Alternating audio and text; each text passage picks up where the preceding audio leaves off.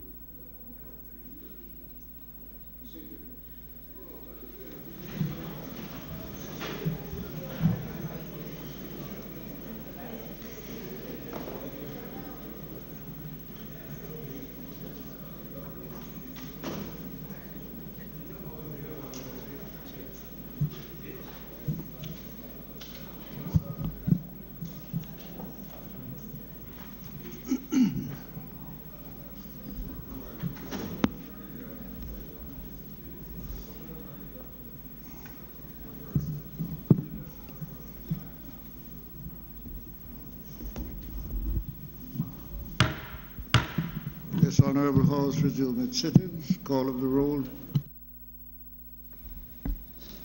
Mr. Witter, Mr. Samuda, Mr. Holness, Dr. Clark, Mr. Shaw, Dr. Chang, Mr. Montague, Ms. Grange, Mr. Henry, Mr. Bartlett, Mr. Mackenzie, Mr. Chuck, Mr. Darrell Vaz, Mr. Warmington, Mrs. Robinson, Mr. Hutchinson, Mrs. Robinson, Dr. Tufton, Mr. Warmington, Mrs. Williams, Mrs. Malahoo Fort, Mr. Spencer, Mr. Green, Mr. Terrelong, Mr. Main, Mr. R. Scott, Mr. Azan, Mr. Montague. Who's that? Okay.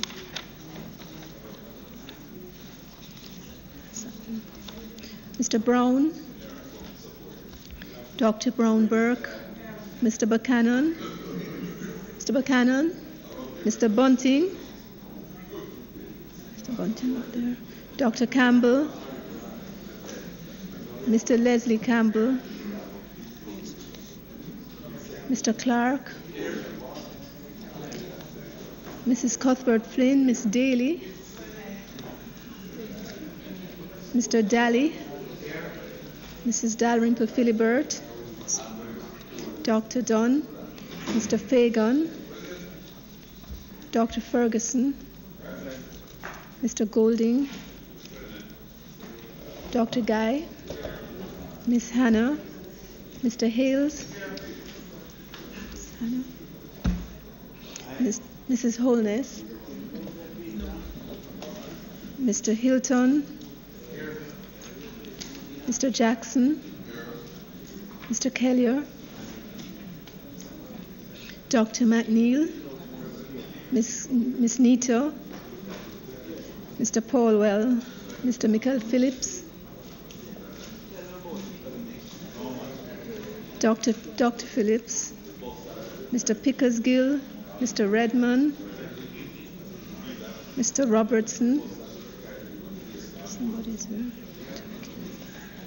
Mr. Robinson, Mr. Stewart, Mr. Reverend Thwaites, Mr. Dwayne Vaz, Dr. Wheatley, Mr. Wright.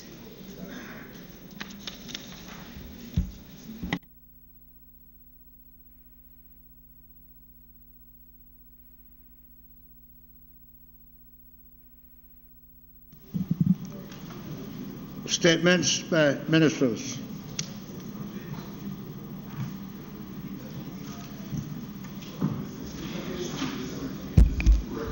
Mr. Speaker, the debate on the appropriations bill will continue today with the Leader of the Opposition making his contribution at a later stage in the proceedings. In addition to that, there is a motion in respect of notice of extension from any future prosecution for not declaring interest in business conducted as a member of Parliament with the government of Jamaica.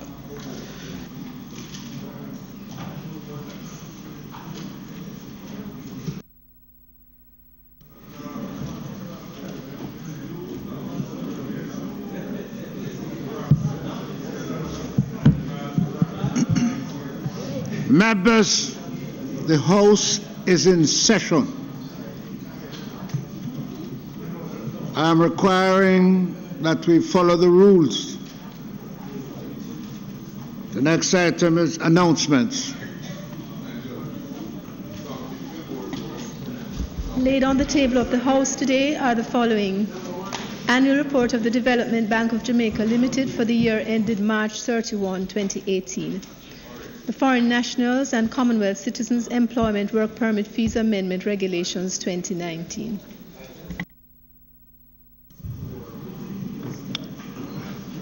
Members, I have at this time to announce the presence of a number of visitors, former members of Parliament and ministers and senators. And we have from the Norman Manley High and our students and their teachers.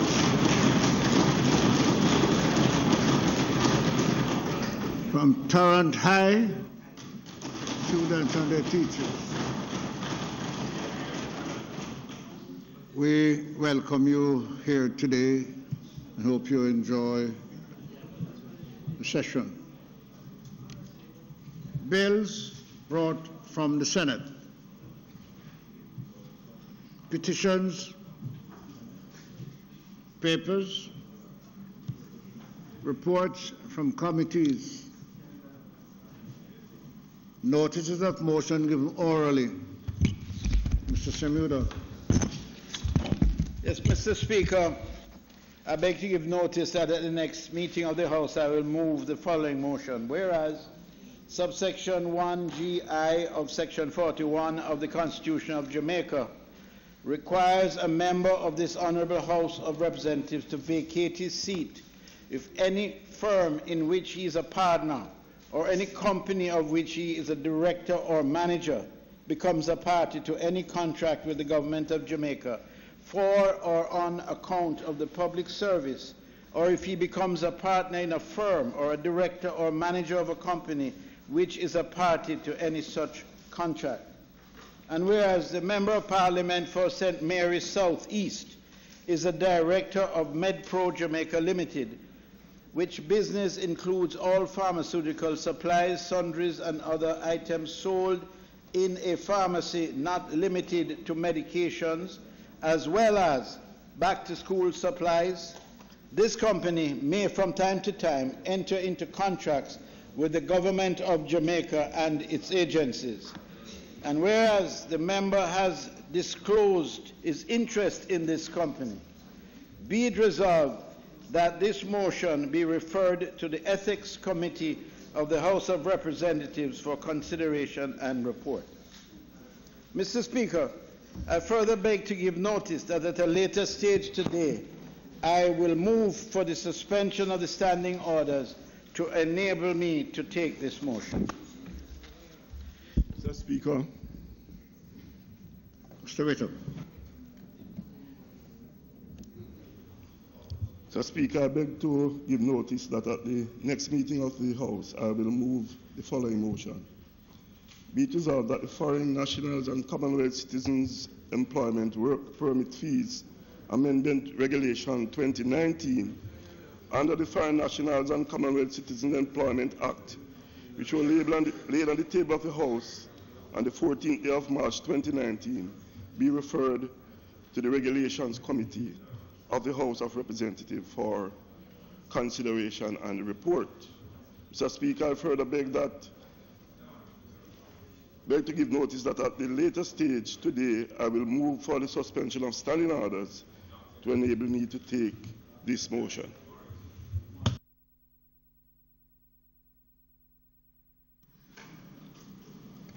Questions and answers to questions. Motions that may be made at the commencement of public business requiring notice.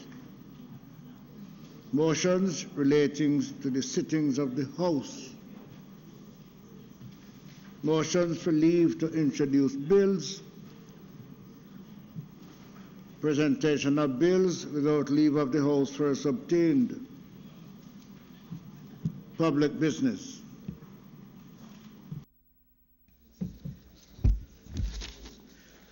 Mr. Speaker,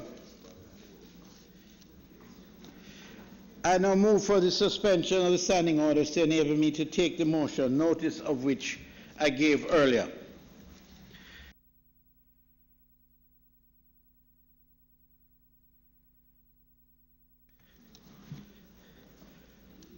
Mr. Speaker, before moving for third reading, I want to advise the House that the decision has been taken that in the instance of the membership on this Ethics Committee of Dr. Bloomfield, they will be replaced by Dr. Maurice Guy, the member from Central St. Mary, with the approval of the House, if the House so approves.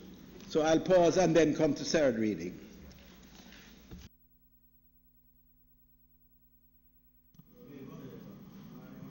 Those in favor? Those against? As of it. Mr. Speaker, I now move for the motion, notice of which I gave earlier, to be approved. Those in favor? Those against? As of it. Mr. Speaker, I now move for the suspension of the standing orders to enable me to take the motion, notice of which I gave earlier. Those in favor? Aye. Those against? As of it. Mr. Speaker, I now move that the motion be approved. Those in favor? Aye. Those against? As of it.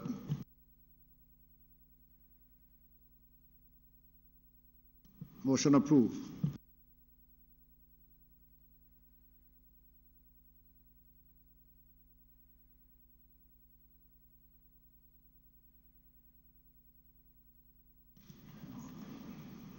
Mr. Speaker, all that remains really is for me to invite you to request.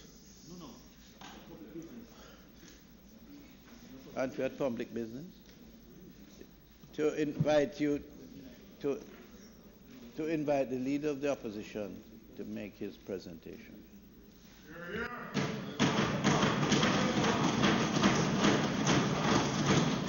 Dr. Phillips.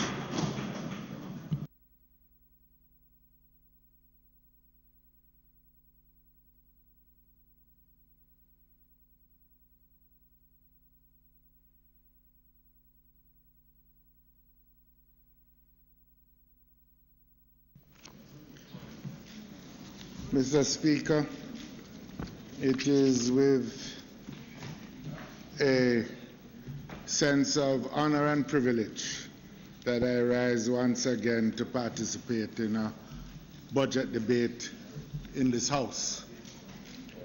I think at the outset, Mr. Speaker, it is worth observing that none of us who get to make our contributions in this House get here without the support, guidance, and encouragement of others. So at the very outset, I would like to give thanks to those. First, Mr. Speaker, much thanks is due to the people of East Central St. Andrew who have returned me their Member of Parliament over the last 25 years.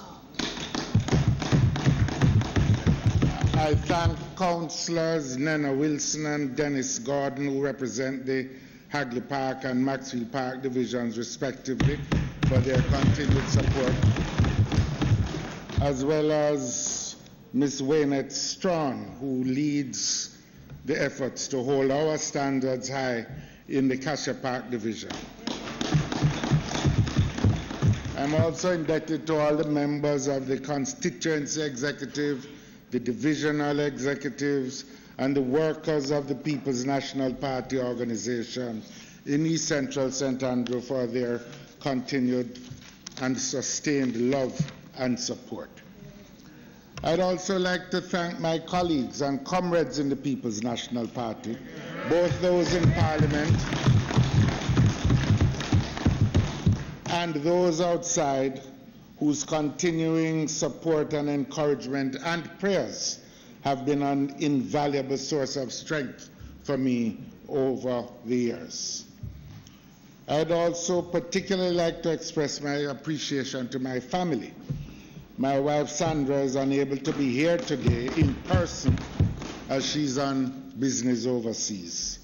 Consequently, I'm represented here not so much by the member from Northwest who is not here because he's in Portland. Yes. But I have brought reinforcements, and I have two sons up there, Luke and David.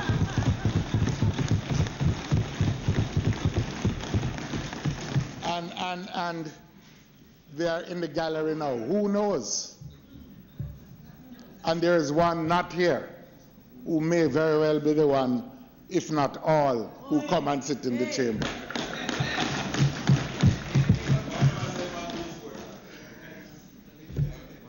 No, you mean to? No. You mean send one over there? No, their grandfather and father and great-grandfather will have a big problem. But I want to thank my family. Without their support, this task would be infinitely more difficult. My other sources of personal support include my household staff, the security detail, members of the shadow cabinet, and again the team in the office of the leader of the opposition led by Mrs. Simani Duncan Price, and the team at the headquarters of the People's National Party led by the General Secretary. A special place is reserved for the thousands of Jamaicans who offer their prayers and their guidance for my success. They express their hopes and aspirations for our mission through personal conversation, emails, letters, prayers offered, messages, and the like. I want to give thanks to you also, Mr. Speaker, and to the clerk and to the other staff of the House who make our tasks here, generally speaking, easier. Generally speaking. None of this, of course, would have been possible without the blessings of the Almighty, that great architect of the universe, without whom nothing would be possible. Mr. Speaker, at every stage of my life, whether as a high school student, a university student, a young Rastaman, a Black Power militant, a lecturer at the university, or an elected representative of the people, and now as the leader of this great party, the People's National Party, I have always been motivated by the desire to serve my fellow Jamaicans. Service has meant sharing their lives and helping them in every possible way to realize their hopes and their aspirations. Together, we will continue to work to build a Jamaica in which every citizen, regardless of class, color, race, or religion, has access to the same opportunities for personal upliftment and for the fullest realization of their personal talents.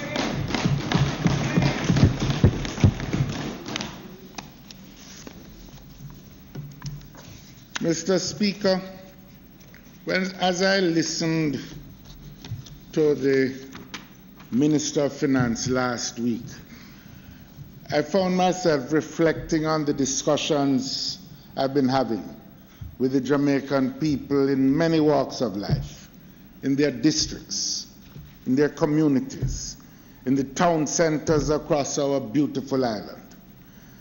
I listen to their concerns as they relate the stresses of daily life, the worry about not making ends meet. I hear the same concerns from our teachers and other public servants, the police, the men and women buying in the markets and those selling in the markets. I see the despair in the eyes of our farmers and the young men who see no options, the small business owners struggling to survive, and the single mothers who shoulder life alone on behalf of their children. My presentation today is for them. It is a duty to be the voice for those Jamaicans who are excluded from the official narrative which was presented last week. The budget presented by the Minister of Finance brought to mind the first lines of the famous novel by Charles Dickens, The Tale of Two Cities, in which he said it was the best of times and it was the worst of times. The official story, the official narrative given by the minister would say in effect that this is now the best of times. But at best, that story is an incomplete story. And at worst, that story, the official narrative, is a distortion of the reality experienced by far too many of our people. Therefore, my presentation will concentrate on the people's experience.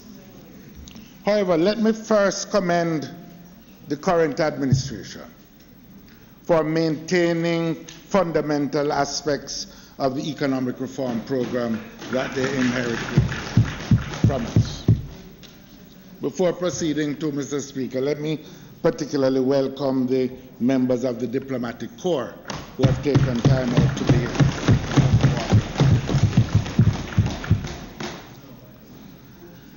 The question of the administration's continuation of the economic reform program was dealt with, I believe, extensively and brilliantly by the Shadow Minister of Finance and Planning, the member from South St. Andrew, last Tuesday. The progress made on the economic reform program, which was started in 2013, has continued in critical areas. The debt is further down. That's a good thing, the public debt. Job creation has continued. That's a good thing.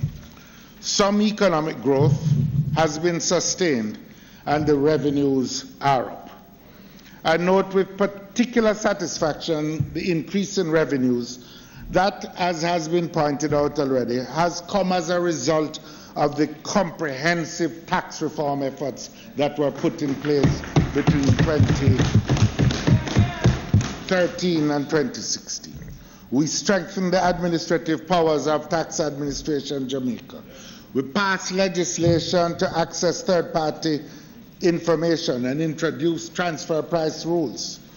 We put in place measures to incentivize the productive sectors and improve the rate of return on investment. An amendment was made to the Customs Act, which reduced duties on commodities and eliminated duties on all productive inputs. We reformed the incentives regime to level the playing field for all sectors of the economy. We must now examine whether the budget presented will use these increased revenues to improve the quality of life for the majority of Jamaicans. A careful reading of the budget shows a lack of understanding of the workings of the economy, and even more painful, a lack of appreciation for the day-to-day realities faced by ordinary Jamaicans.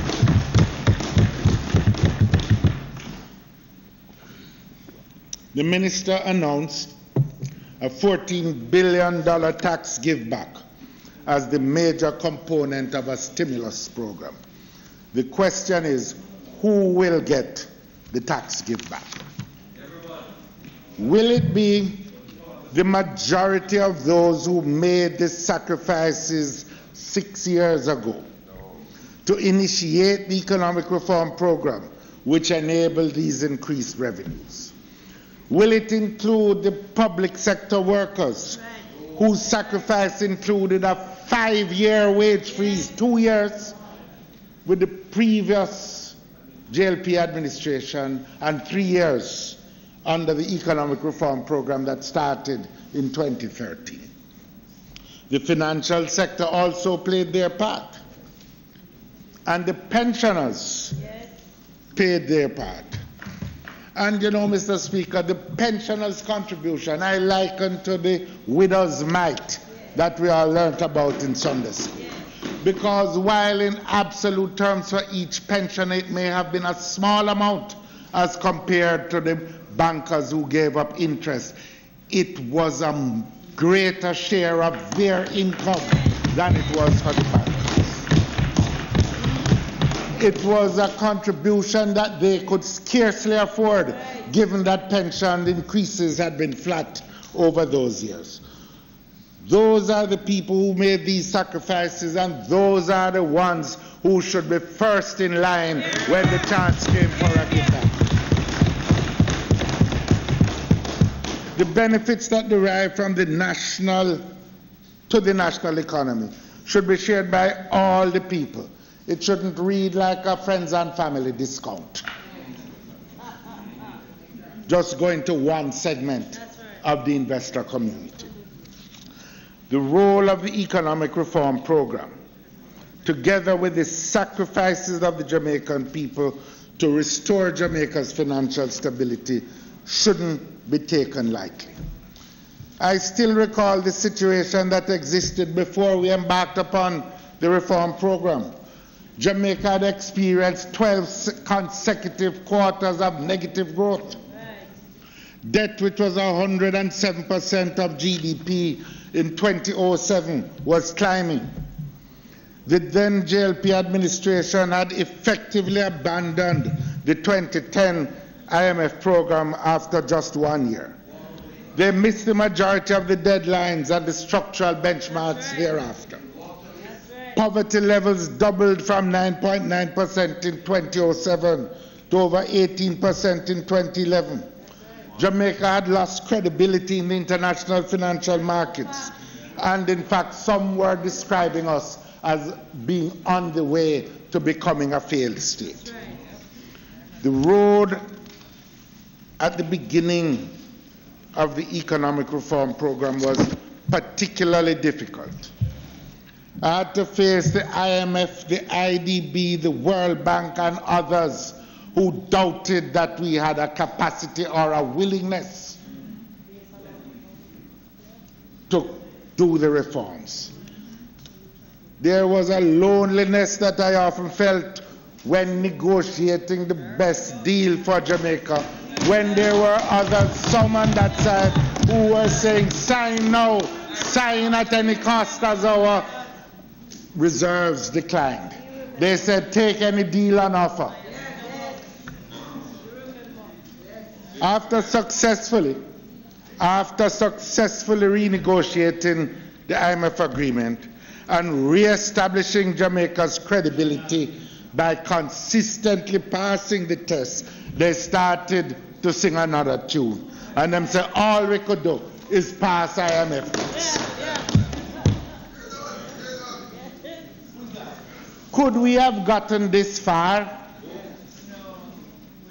to where we are today without passing those IMF tests?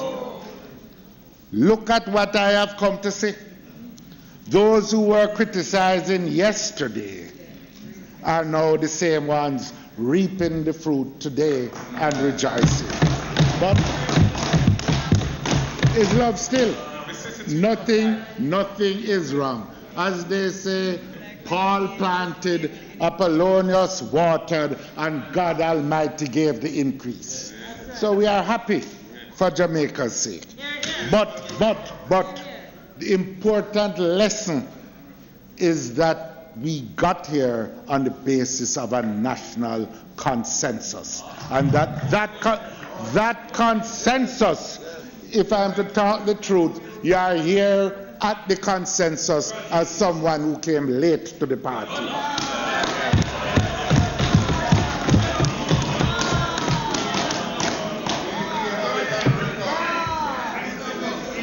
No, I never talked to you. I talked to him.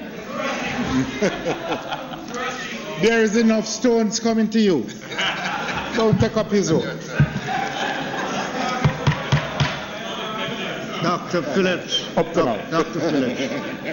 Dr. Phillips, please address the Speaker. And let us not have this crosstalk, please. We were able to mobilize this national support because of the confidence of the people and what they had in our commitment and capacity to deliver. While all segments participated, let there be no doubt that it was the workers, the pensioners, and other consumers who bore the brunt of the tax packages that were then imposed. And the poorest bore the greatest burden, Mr. Speaker. In light of this, it is a travesty of justice that those who sacrifice the most in bringing the economic reform program into being are not getting any direct benefit from this tax giveaway. The budget presented by Santa Clark, the Minister of Finance, gives us little comfort in the fact that it excluded the majority of Jamaica. That is not how you build a Jamaica that works for all.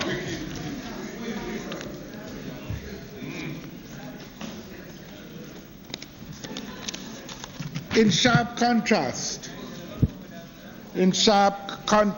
to the minister's official narrative of the best of times, the reality is that our hospitals are overcrowded and under-equipped, and too many of our people, old and young, have suffered from the mismanagement, and some have died from the mismanagement of the recent dengue epidemic. The people's reality is that food prices are becoming increasingly unaffordable. In the cook shop like the one Miss D runs, the size of the box lunch that she prepares is being reduced as she tries to hold prices, but she can't keep up the same supply of food in the lunchbox. The official narrative doesn't reflect that aspect of the people's reality, Mr. Speaker. Tanisha, a nurse, tells me at the supermarket that the dollar can't stretch. As she reaches the cashier, she's embarrassed to have to put back some things. And Mas Harris says the same thing happened to him. He's a pensioner. The official narrative won't tell you that. Gas prices for motorists are higher today, even though oil is at $58 a barrel, almost half of what it was in 2013 when oil was at $98 a barrel. The official narrative is silent on that. The official narrative also won't tell you that last year Jamaica had the 5th highest murder rate in the world, and that most people don't feel secure. Half of the city of Kingston is regularly today without free-flowing water supply. On top of all of this, is the reality of mismanagement and corruption. In this debate, Mr. Speaker, we have to recognize the experiences of the overwhelming majority of Jamaican people who every day are struggling to make ends meet. We must do this because the official narrative leaves them out. There must be a better way. The official narrative set out by the minister won't tell us that Marcia, the bank teller, finds it hard to get to work and to get our children to school, while we allow the public transportation system to run down. It won't tell you that of those employed, over 700,000 are at or near the minimum wage and are quickly losing hope of the prospect of a livable wage. And these persons have families who depend on them. We can all easily agree that some work is better than no work. But when we look closely at the employment numbers, what we find is that the greatest share is in the BPO sector, under rent and construction activities, building activities. But the next significant segment of those employment numbers that have grown includes what they call other community social and personal activities. People engaged in vending, car washing, window wiping. Yeah. We call this, in reality, the hustling sector in the country. I've been long here. These are not the signs of the kind of economic development that we seek, and they are not the signs of economic development that economists usually point to. We have to look beyond the figures. It is also of significance in relation to the BPO sector, as former Prime Minister Bruce Golding pointed out recently in an article in the press, that of a sample taken of recent UWI graduates, the average wage earned by 25% of the graduates was $50,000 a month, and 75% earned under $100,000 and were unable to meet their student loan obligations satisfactorily. How did they start life and raise families? Even some of those who are working, the working poor, are one prescription bill away, or one kidney dialysis away, or one other medical event away from abject poverty and crisis in their lives. Now, while some jobs have been created, let us not lose sight of the fact that there are some 474,000 Jamaicans between the age of 15 and 55 who are not seeking work and not working. So while Johnny and Marie might get a short-term job, Mikey and Dottie are outside of the labor force. Where are they in this budget narrative? What is provided for them in the official narrative that we were presented with? All these people are hoping that the budget presented by the minister would have better explained their present hardships and presented real opportunities for their lives.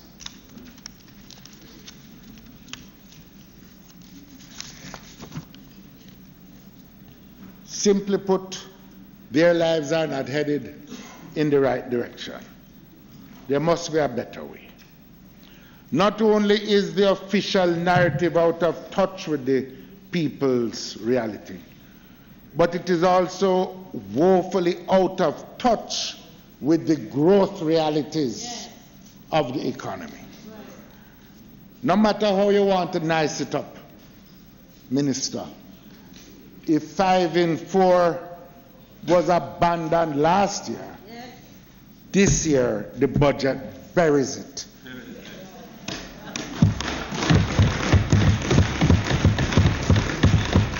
We are now in year 4. And you talk about 1.5% growth. Growth next year is predicted by the fiscal policy paper to be lower than growth this year. No better proof exists of the failure of the administration to deliver meaningful growth than their abandonment of the 5 in 4 mantra. Remember the launch? Remember all the pepper lights?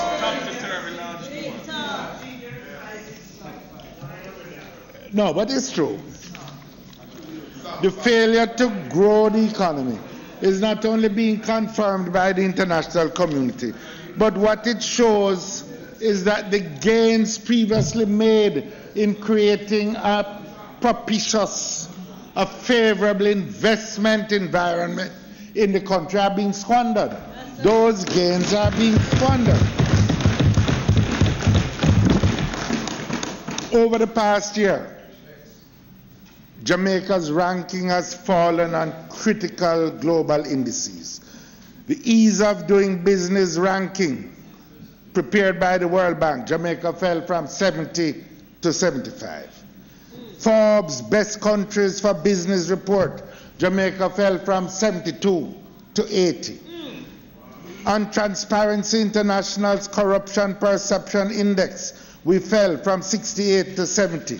And in the World Economic Forum Global Competitiveness Report, Jamaica's fell from 70 to 79. That is not heading in the right direction. That is heading the wrong way.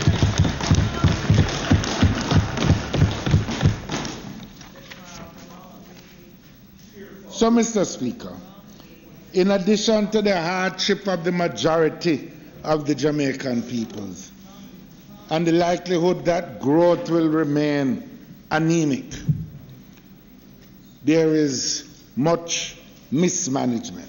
In fact, the youth in Maxfield Park, them don't say mismanagement, them say damagement. And that is what is occurring. Take the issue of road construction. We left a financed program of road construction together with a process of consultation and a template of coordination to facilitate implementation of road construction with minimum disruption. This process is what made the implementation of the Portmore Highway construction take place without disruption. We were able to accommodate the traveling public, accommodate all the commercial enterprises, large and small, including the Portmore fishing village that was on the causeway. Under this administration, the implementation of the road construction program has become an albatross around the necks of both the traveling public and businesses alike. That is not management, that is damagement. Who would contemplate locking down every major thoroughfare in the corporate area at one time? And when the decision was taken to lock them down, there was no provision either for pedestrians or motorists, not dialogue with the business operators in the areas affected so that they could benefit from their views as to how best to do it. More damagement. And to make matters worse, the required coordination between the National Works Agency, the implementing agency, and the contractors, and the other affected enterprises seem to have been non-existent.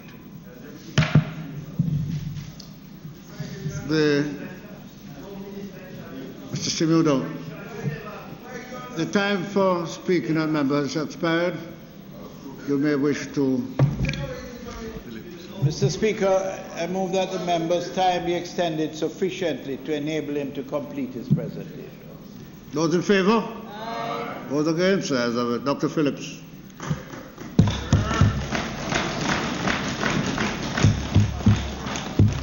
Thank you very much, Mr. Speaker, and I thank the members.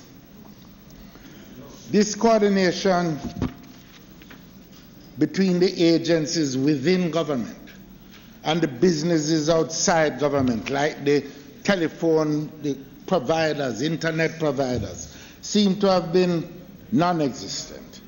Imagine the inconsistency of trying to secure economic growth and simultaneously closing down the businesses along Constant Spring Road, Hartley Park Road, 3 miles, and around the Portia Simpson Miller Square. Madness. Employees have had to be getting to work, arriving tired and frustrated as a result of the inept scheduling. JUTC can't complete their routes because of the traffic piles. The daily dust on Constant Spring Road make everyone sick, and especially the asthmatics suffer.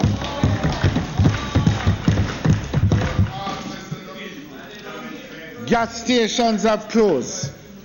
Businesses have had to relocate. Too many people are faced with emergencies, including medical emergencies.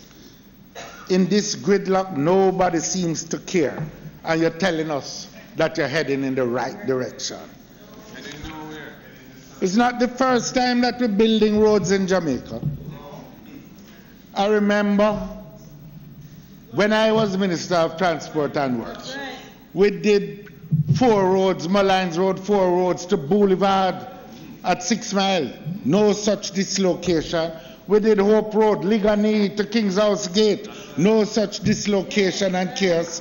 Let us not forget that the buck for this mismanagement stops with the office of the Prime Minister.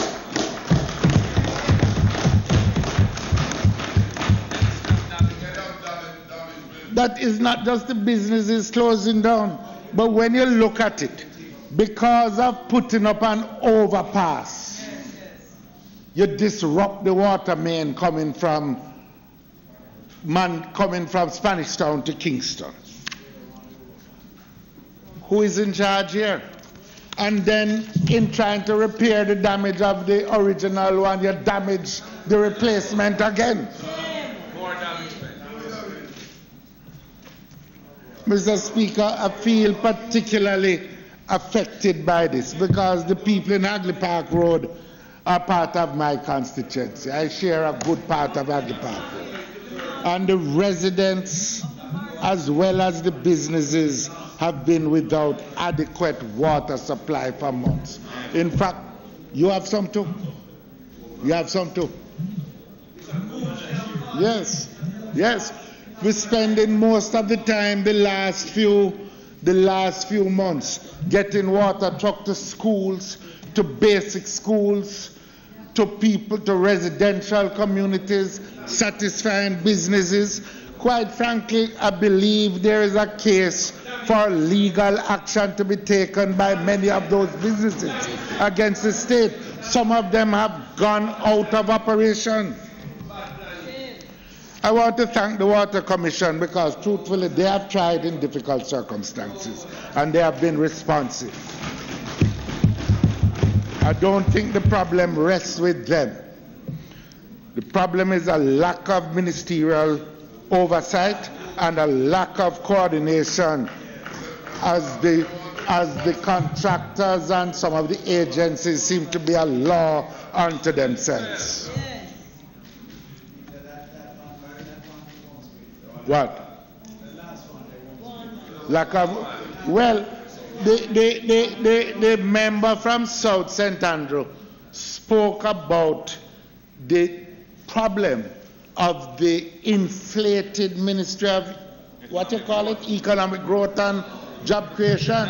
He called it the Wagga Wagga Ministry because it is impossible to give the kind of oversight. We know the circumstances of the public sector. Lots of these things require direct ministerial oversight and involvement. Without it, the system runs awry. It may have been a good thought, but when you notice that it's not working, wheel and come again. That is what leadership should involve.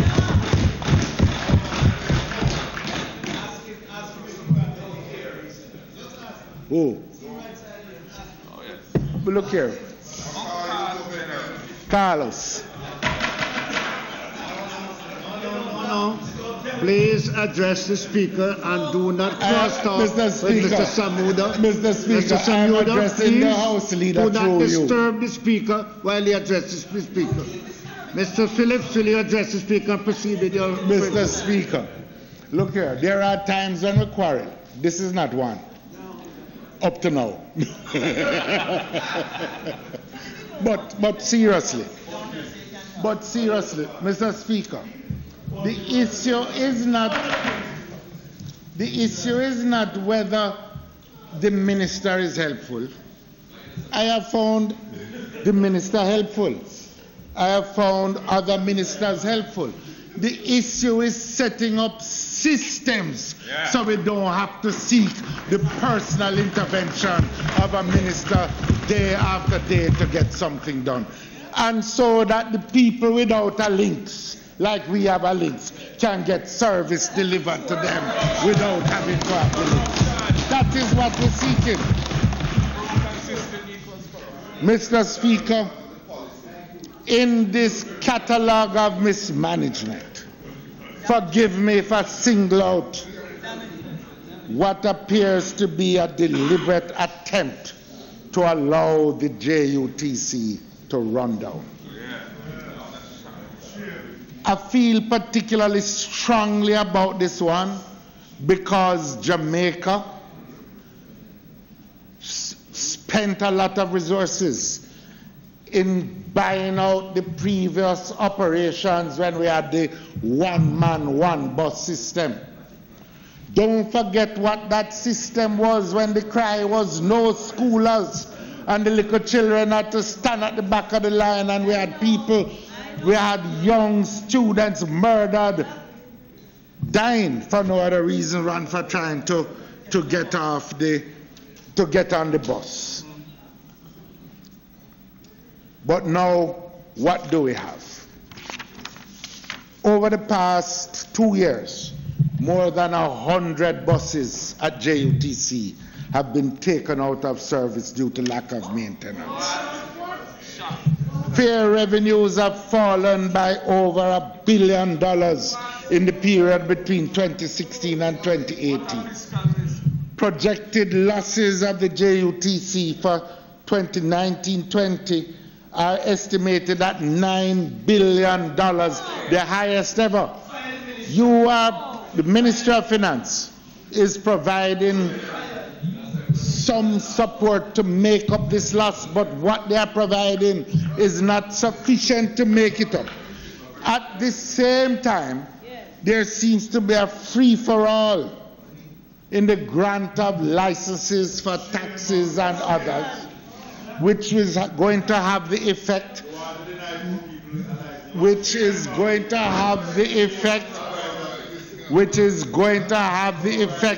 of causing more pressure on the company. It is going to have the effect of further running down the company and returning us to the day when what you will have is no viable public transport system for a city of 1 million people as we have in the Kingston metropolitan. Mr. Speaker, point of order. No modern city. Point of order, Mr. Speaker. Point of order, Mr. Speaker. Point of order, Mr. Speaker. 1 minute, Minister. Order, please. Order, please. Let the Minister state his point of order. Mr. Speaker, the member is misleading the House because in the liberalization of the transport sector, we were very clear that the additional license they have the exemption of the KMTR. 225 sub-franchise licenses are available under the JUTC. The liberalization is for other parishes, not within Kingston and St. Andrew, and that has been very clear. Mr. Speaker, it has become a pattern in this House that people interrupt a debate when it is underway. That is no point of order. Mr. Speaker, he has an opportunity. He has an opportunity to respond.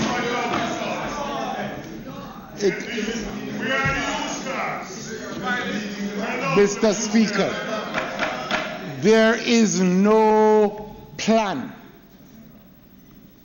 to return the JUTC to financial viability. And the point simply is that a modern city with a productive economy cannot do without an effective public transport. Mr. Speaker, I believe, if your memory still serves you, you have experience, you have a recollection of the 1980s.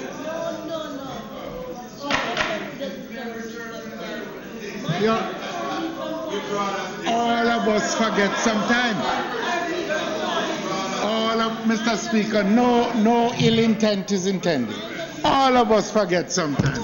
There are things Carl said that he doesn't even remember now.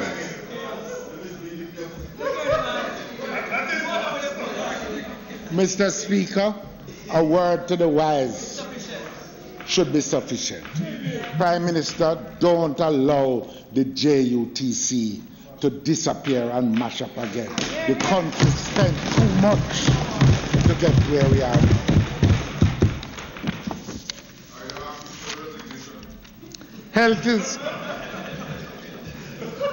Health is yet another area that is afflicted by poor management. Healthcare delivery at the Cornwall Regional Hospital, despite repeated assurances of its repair, is still below acceptable standards. At the Bustamante Children's Hospital, there have been approximately 200 less procedures done in 2018 than they did in 2016. Not because there were 200 fewer children in need of procedures, but because of the decline in capacity to do these procedures at the Children's Hospital. At the Kingston Public Hospital, it's now operating, Mr. Speaker, they say at 110% of bed capacity. What that means that approximately 1 in 10 of the patients at the institution doesn't have a bed to lie down in. That's what it means. They're sleeping in wheelchairs, on benches, and even on the floor. This is not only happening at KPH, it's happening at Savlamar, Maypen, St. Anne's Bay, and at other hospitals as well. Mr. Speaker, there must be a better way. All across the health system, we see evidence day after day that the free healthcare policy is an illusion. Because when you present yourself there, you can't go further in the system to get the treatment that you need. Were it not for the patriotism and the professionalism of the doctors, nurses, and the other medical professionals, and the health workers and the health administrators, the whole system would have crashed by now. There must be a better way, Mr. Speaker.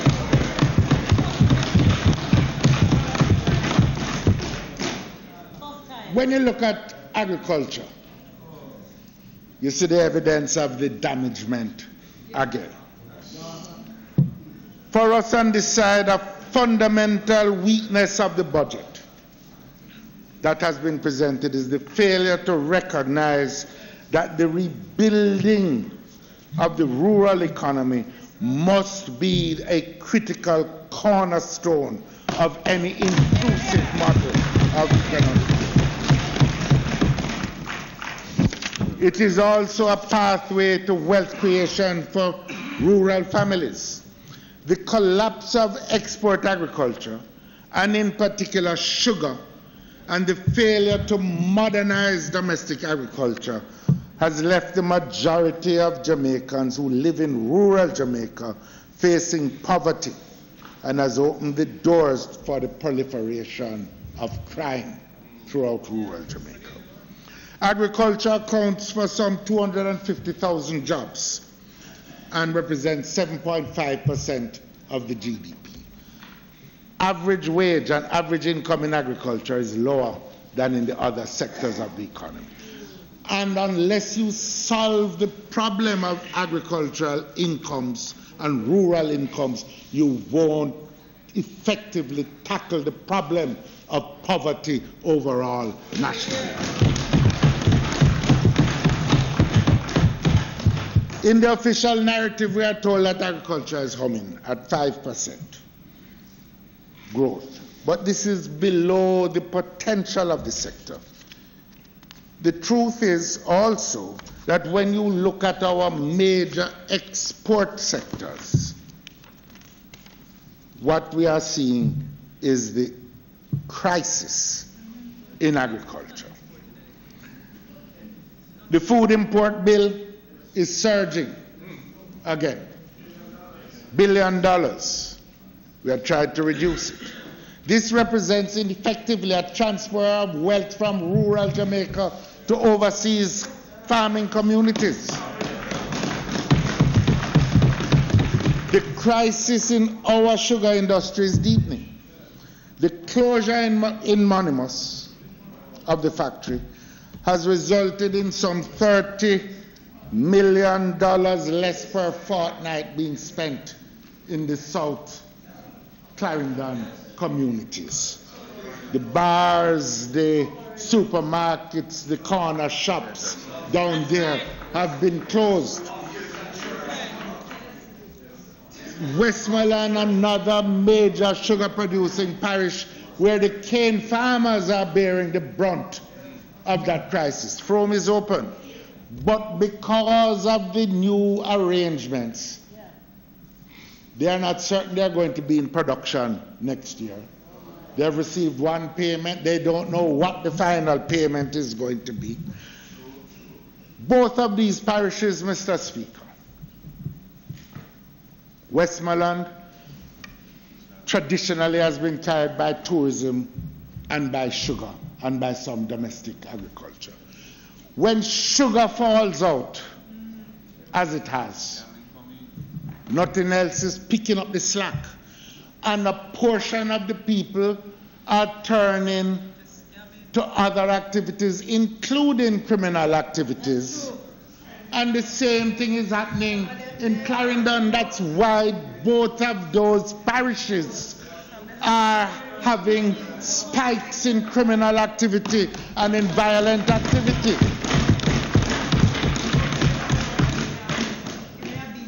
And yet there is no plan. For 2 years we were told all kinds of nice things going to happen to sugar. Nothing. After 2 years. No plan, no specific message to the cane farmers in Westmoreland whether they should plant or not plant next year. We hear that there is going to be a great plan for South Clarendon. Lands are going to be divested. But how? And what is the plan?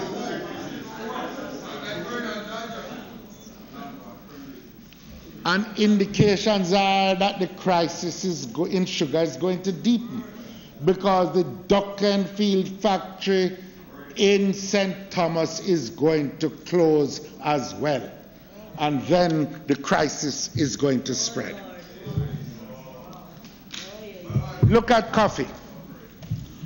3 years ago, farmers were getting $12,000 a box for Blue Mountain coffee beans. The last crop coffee was being purchased for around $3,000 a box, little more. Clearly our farmers can't buy fertilizer, pesticide, and all that goes into producing the crop if they're earning only $3,000 per box. Nor can they take care of the needs of their families for education, health, etc. on this reduced income. While there has been some response from the private sector, there has been precious little response from government, and no indication that there's a plan to intervene, even to even out prices to the farmers in the market. The government's indifference to rural Jamaica is much the same as what we are seeing affecting the commuting public in urban Jamaica. While the farmers are suffering and their coffee beans are rotting on the ground, we're still importing coffee in the country for specialty coffee. It would be better even if we were buying the Blue Mountain coffee at a lower price and stopping the coffee from coming in than allowing the crop to be lost entirely. Right. What about exploring plans for some form of crop insurance to store, as they tell us in the good book, store the coffee in the times of plenty. Right. So when there are times of shortage, you can even out. No, but crop insurance work. It will cost you something, but it will cost you less than the social damage caused in the communities. We can control the markets. Why should we not insist that the only coffee served in our hotels is Blue Mountain coffee and not some of the concoctions that they have, so that every visitor coming to Jamaica can get a chance to taste the best coffee in the world and not keep importing from other countries? It needs some imagination. Leadership is not just PR. It means hard work and ideas.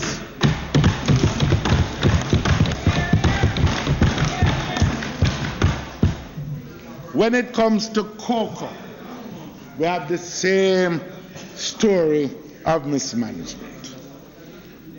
Jamaicans know that our cocoa is among the best cocoa in the world. In fact, Jamaica cocoa is designated, along with some other Caribbean cocoas, as fine flavor cocoa in the international market. We get a premium price for ours as compared to that grown in, say, Ivory Coast or Ghana.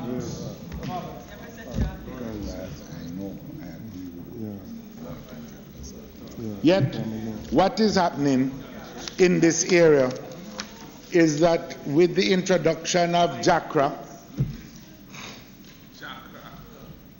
you have a situation where the cocoa farmers are able to negotiate higher prices than the price at which cocoa is being sold by the Ministry of Agriculture. We are losing as compared with what was negotiated in Grenada or what was negotiated in Trinidad, where they're getting $5,000 US a ton, and where our cocoa farmers have negotiated in excess of $4,000. We are selling cocoa for $3,000 US a ton, and it is cocoa as good or better than that which is for which $5,000 is being paid to Grenada and to Trinidad. Something wrong.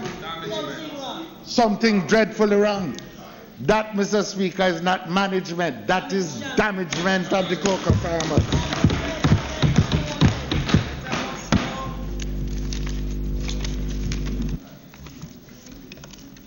Mr. Speaker, as bad as the mismanagement has been, as bad as the JUTC management has been, and the management in the health services, and the problems with agriculture, they all pale in comparison to the rampant levels of barefaced corruption that have been taken.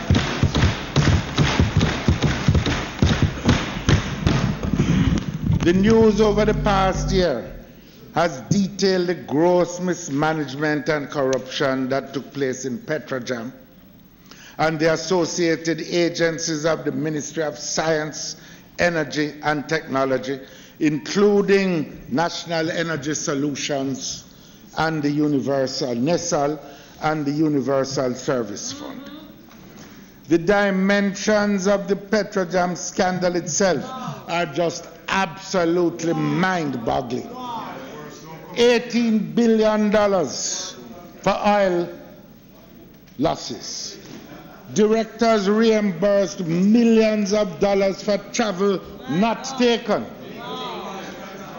Nepotism in the hiring of staff. Put it another way, nepotism might confuse people. Simply put, people hiring friends and family, usually unqualified, at the public expense. The breach of procurement rules resulting in overspending nearly $100 million for a wall that was initially estimated to cost $29 million.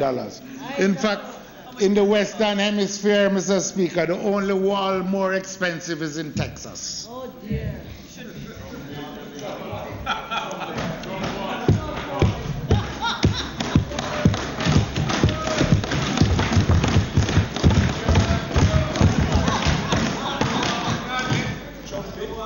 The country still can't get over the 4-tiered topsy-turvy chocolate cake for 1,000 US.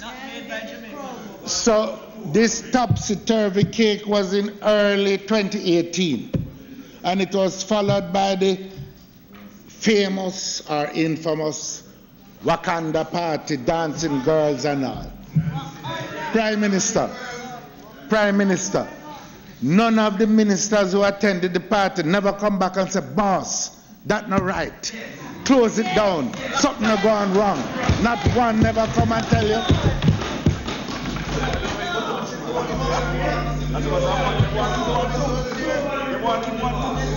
There is the case of an employee with more political connections than qualifications, who was terminated with a golden handshake for poor performance. Was it payment? No, it wasn't there. Then there was the question of the misrepresentation of the same golden handshake in the parliament for the human resource director.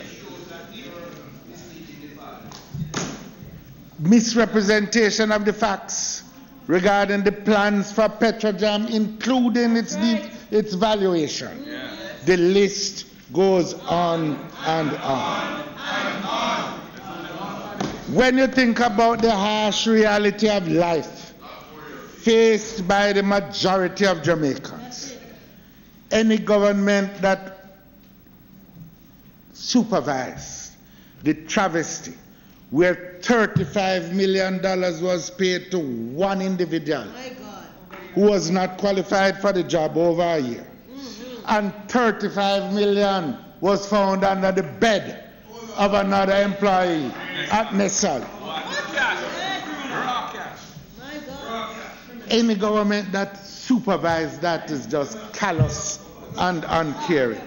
$70 million between two people. Imagine how much hospital bed that could buy. Imagine police car that could buy. Imagine school furniture that could buy. Instead, money was being diverted into the pockets of a few for their own personal prosperity. And you know, Mr. Speaker, from all reports, it's not done yet.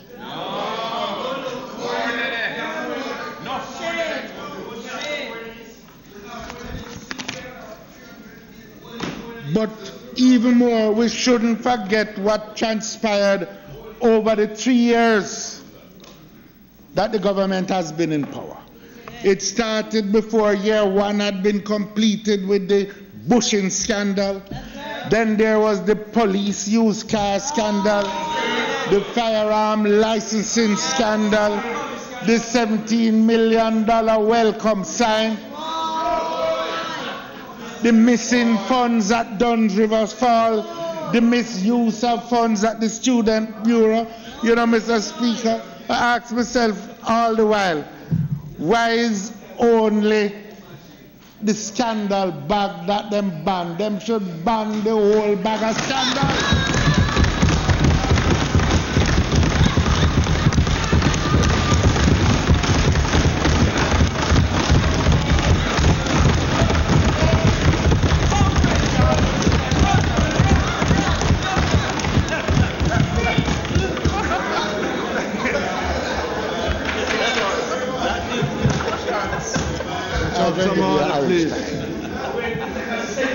Mr. Speaker, it's so bad that the international agencies are taking note. Just last week, the review team of the IMF found it necessary to publicly comment on the levels of corruption in the country. They are usually very circumspect. When you see them go there, you know that the cup run over and them can't keep quiet no longer. Yet you say we're going in the right direction. This thieving and mismanagement of public funds must stop.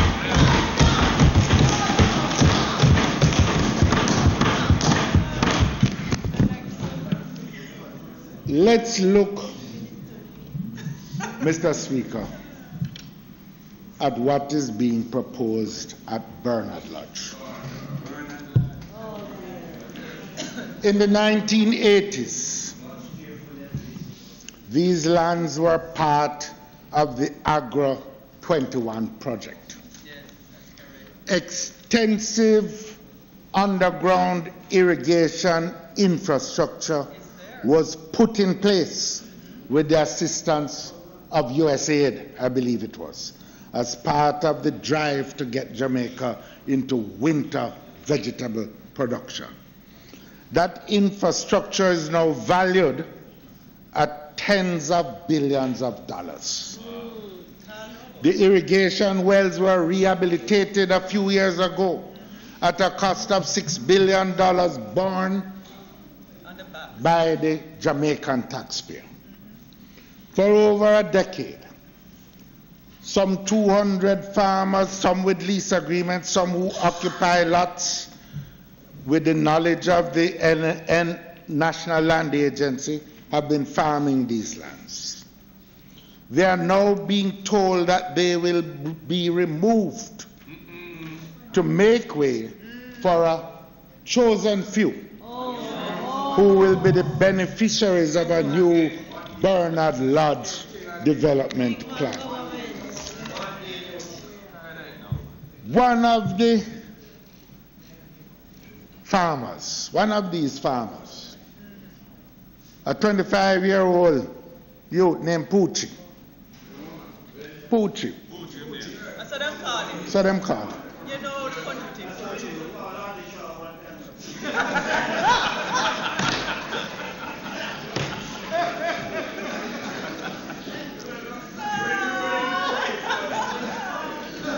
Actually, I believe he's originally youth, 25-year-old, originally hailed from St. Mary. I don't know West also. I don't know. A Jamaican. That's right. He maintains 140 acres, trying youth. He supplies callaloo to an agro-processor for export and onions, which he sells to a mother farm. He recently signed a contract to supply cassava to Red Stripe. He had just cleared his land to plant the cassava and is given notice to quit. He will be uprooted. This is the action of an administration that presents a budget that says it supports agriculture to help farmers grow. The issues that Bernard Ludd raised profound questions of policy and procedure. That's right. We know that a development plan was prepared, but there was no participation of the farmers. And you know, there is a fundamental difference between us on this side and those on that side. We will forever set our standard by the politics of participation. We believe in inclusion, dialogue, consultation with the stakeholders of the country affected by our policies. No dialogue with the farmers. There was no advertising of the properties as was required by the 1997 procedures for land divestment. Have those procedures changed? No. Is there not to be transparency? Should. How were the new purchasers selected? On what basis? Were the farmers given any opportunity to participate in the purchase of the lands? All the lands were sold before any land agreement has been formalized, and without any tender process. We understand that a large part is to be taken out of agriculture to be used for housing and commercial purposes. The public and we demand to know what's the status of these lands. Have they been sold? Are they being advertised? Is there a tender process underway? The next thing we need to know is what is the role of NEPA.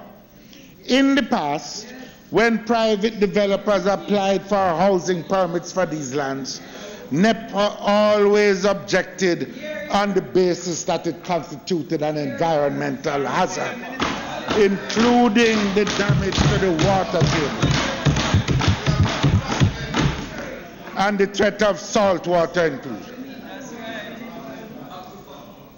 Has there been a change in NEPA's position, and on what basis?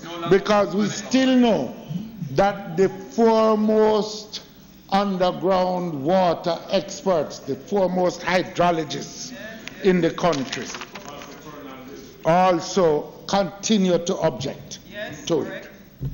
What is happening there appears to be a travesty. You cannot create an economy that is more inclusive by marginalizing innovative people from the mainstream of economic life.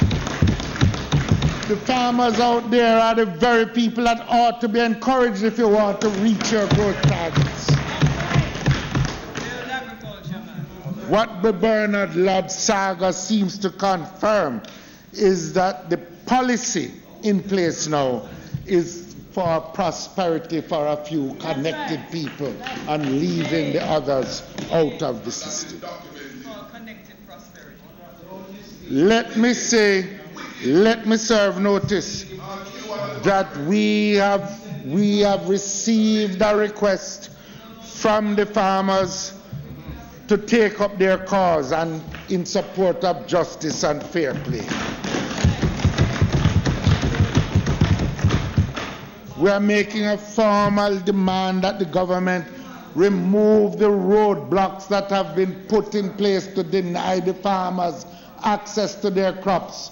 My God, man, they have crops on the land, allow them to take them off so they can reap the crops for the benefit of their families. And reverse the decision to transfer control of the property to a few without any open, transparent process. Invite the fullest participation of the farmers in preparation of the new development plan. This is a pattern, you know. It's not the first time this is happening. No. This is a pattern. We see it in the treatment of the vendors at Constant Spring Market. We see it in the destruction of the coffee crops of the farmers, Blue Mountain in St. Thomas. We see it also in what has been happening at the Mount Nelson property in central Manchester and the Bullhead property in central Manchester. What we're seeing is that the many who are farming and trying are being moved off to satisfy some other objective without their consultation. It is moving in the wrong direction.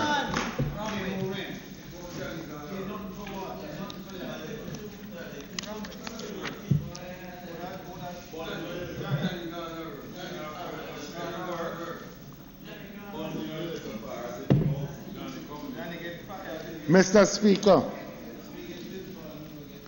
the increase, if it comes to windfall, you know, understand, windfall don't only flow to poor black people, you know.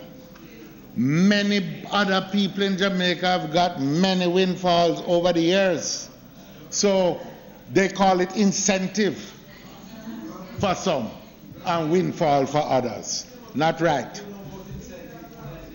That's what I'm saying. I know about it. I changed the incentive regime so everybody could benefit. Yeah.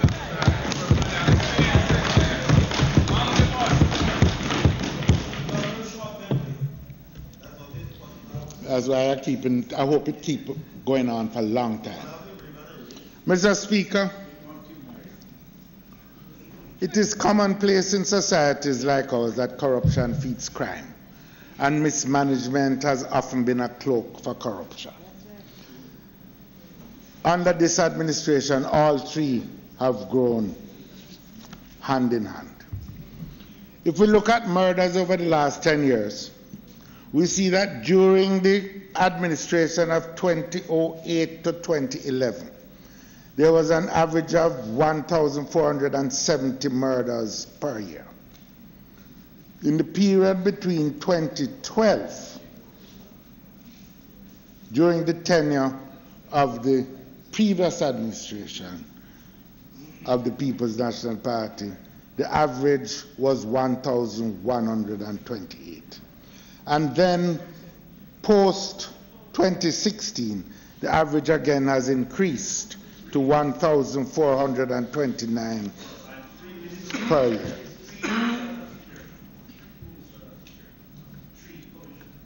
Why is this so? Part of the problem has been the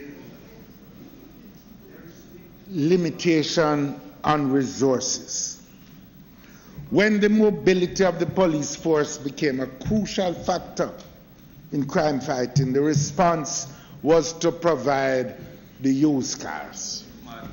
The member from Central Manchester pointed out then that there was no police force anywhere else in the world that was using used cars. None. But put that aside, we still haven't got the cars.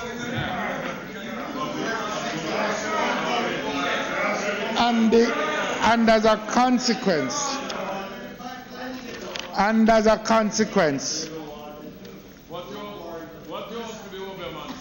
the mobility of the force was compromised. After the problem with the mobility, there's no doubt that the morale of the force took a blow. We kept saying during the wage negotiations for the public sector, take the police out of the line, put them at the head of the line, recognize their centrality at this point in time. Our advice wasn't taken. Instead, they were left to the very end, asked to work way in excess of normal hours, which left them over 2 years without any increase in compensation. even as the crime wave placed the lives of the Jamaican people at risk, the priority was not to spend the funds to equip the police force. In fact, budgets were tightened because of the $18,000 a month giveaway, the 1.5 promise.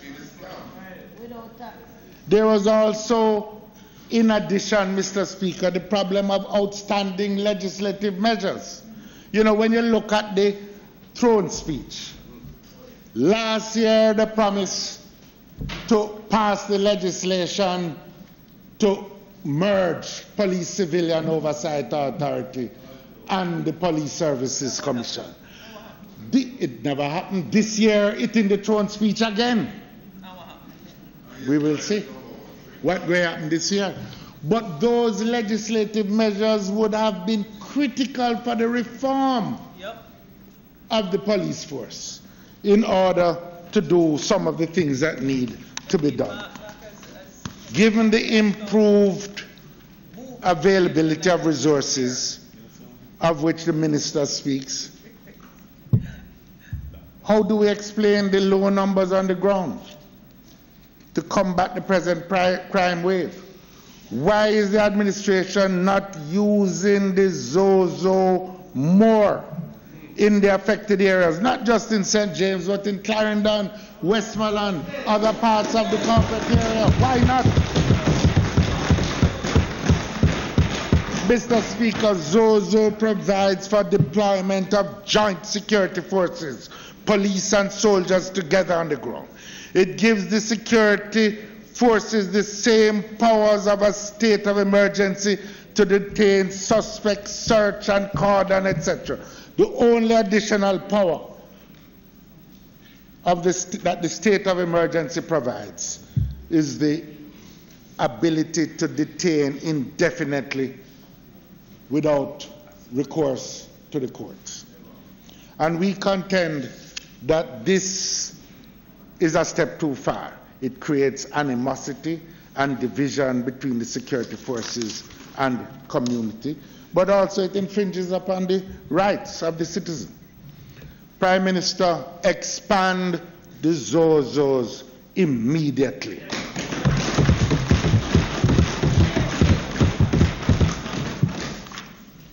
In addition to the Zozos, we need a more effective crime-fighting plan, which includes amending the legislative framework and building the national consensus.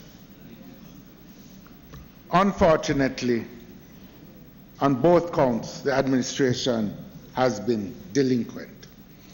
Notwithstanding the divisive and partisan comments about a vote for the PNPs, a vote for criminals, we all agreed to meet because we are committed to the safety and security of all Jamaicans.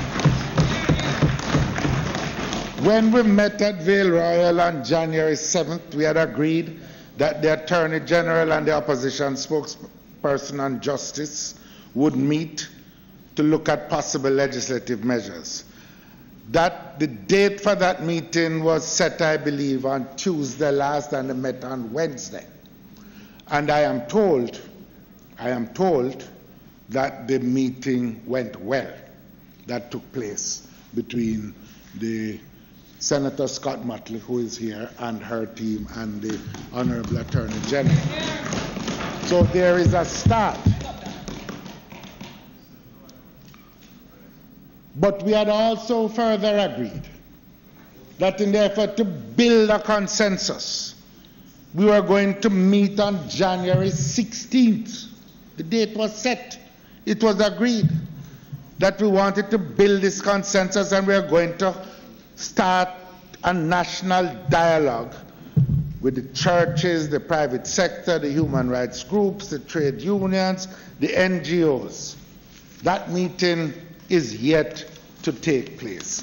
Mr. Prime Minister, set the date. We will come. It's not enough to just have the two of them meet or us meet. We need to build a national consensus to unite the country. against criminality. To make matters worse, the Shadow Minister of National Security and member for South St. Catherine sought and received assurances from the Commissioner of Police that the security force presence would be maintained at the level that existed in St. James and the other areas where the state of emergency had existed following the ending of the statutory period. That was in keeping with our view that the essential ingredient for sustaining the reduction in criminal violence in those areas was to maintain the level of security force presence and the intensity of security force operations on the ground. Sadly, I must report to this House that my information is that the JDF presence in the parish of St. James is nearly 50% lower than it was during the state of emergency, 46% lower to be precise, and that the presence of the JCF is 40% lower than it was. No wonder there is an upsurge of criminal activity in the parish. And while the people of St. James are being left without adequate coverage from the security forces, the Minister of National Security, who seems to be embarked upon a plan which is to impugn the motives of the opposition and the People's National Party. We must do better than that, man. We have to do better than that.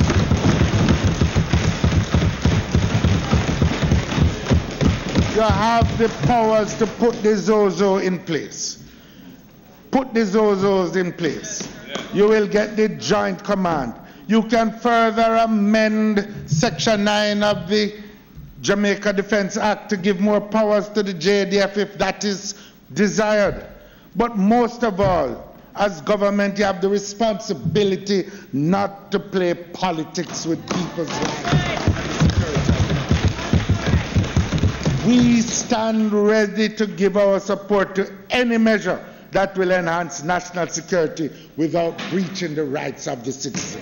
Therefore, let us build a national consensus around an effective crime plan that will unite the people and change their reality as far as criminal violence is concerned.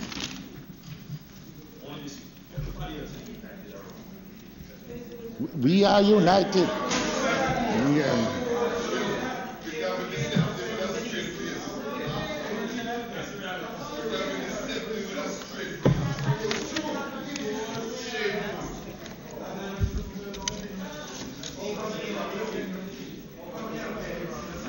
Mr. Speaker, Mr. Speaker,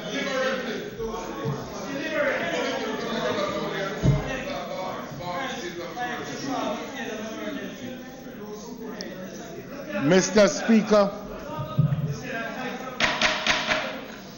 none of that, please.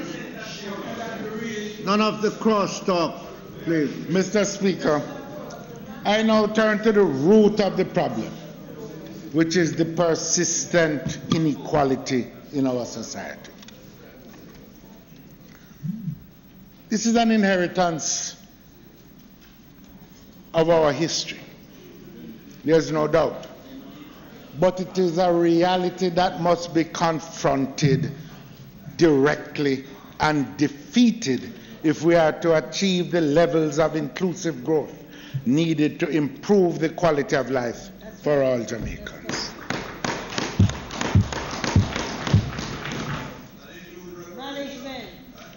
An objective assessment of the budget shows that it allocates available resources in a manner which deepens, not reverses, this inequality. It provides less than what is required to build a Jamaica that works for all. We on this side are committed to building a more equitable society in which poverty and social marginalization will no longer be the reality of the majority of the people, while a chosen, connected few enjoy prosperity. And there lies the distinction between an administration led by this side and the other side. It has always been the mission of the People's National Party, beginning with Norman Washington Manley, and carried more passionately during the during the administration of Michael Manley, and sustained by succeeding leadership to create a more equitable society. Equality and social justice have been the guiding light of the People's National Party from its foundation, and it remains so today. We have spent time since 2016 carefully reviewing our experiences as we sought to develop up the policy framework and programs to overturn and transcend the accumulated inequalities which have been part of our scarred history for years. First issue, Mr. Speaker, involves the inequalities in the ownership of land, that most precious resource, and which has been around for 180 years. The so-called 700 squatters of today's Jamaica are not worthless people who are not trying. 700,000 are not worthless people who are not trying. Rather, they are the descendants of those who have never been compensated or given a supporting hand for having suffered the ills and tribulations of their enslavement. I note with satisfaction that in the throne speech, the government relented from its position of the previous year and finally decided to undertake a study on squatting. Let me again repeat. The next PNP administration will, through a combination of legislative changes and administrative innovation, launch the most comprehensive program to address the plight of the landless in Jamaica. Time come now to put an end to the degradation of our fellow Jamaicans, which has been a feature of Jamaican life for nearly 2 centuries.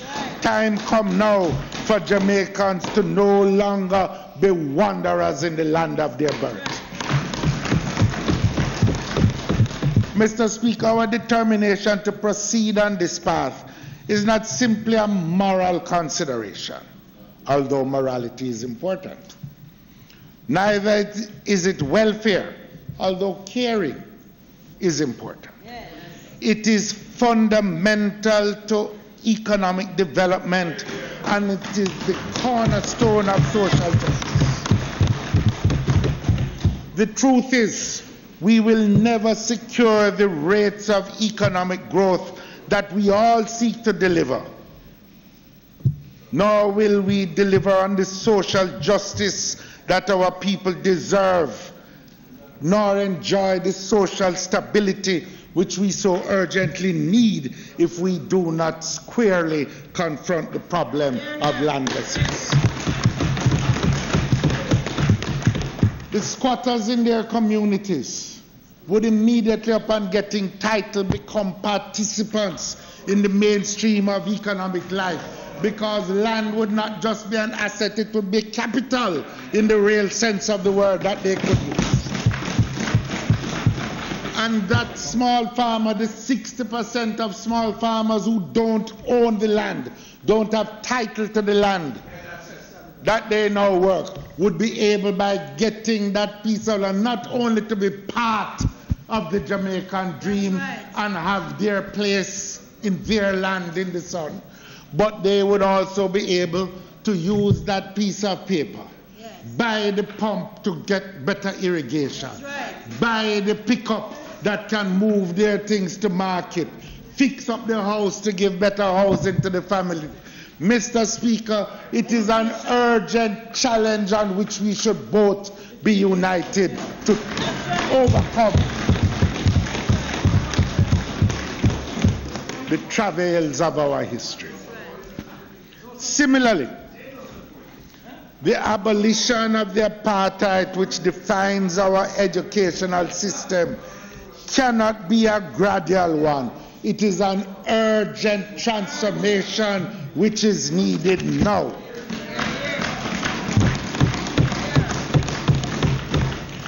There can be no higher priority than investing in the capacity of the children of those who sacrificed over the years. Unfortunately, the education budget in this year's estimates remains flat. When we left office, a program was being implemented to bring an end to the shift system. It would have ended by now.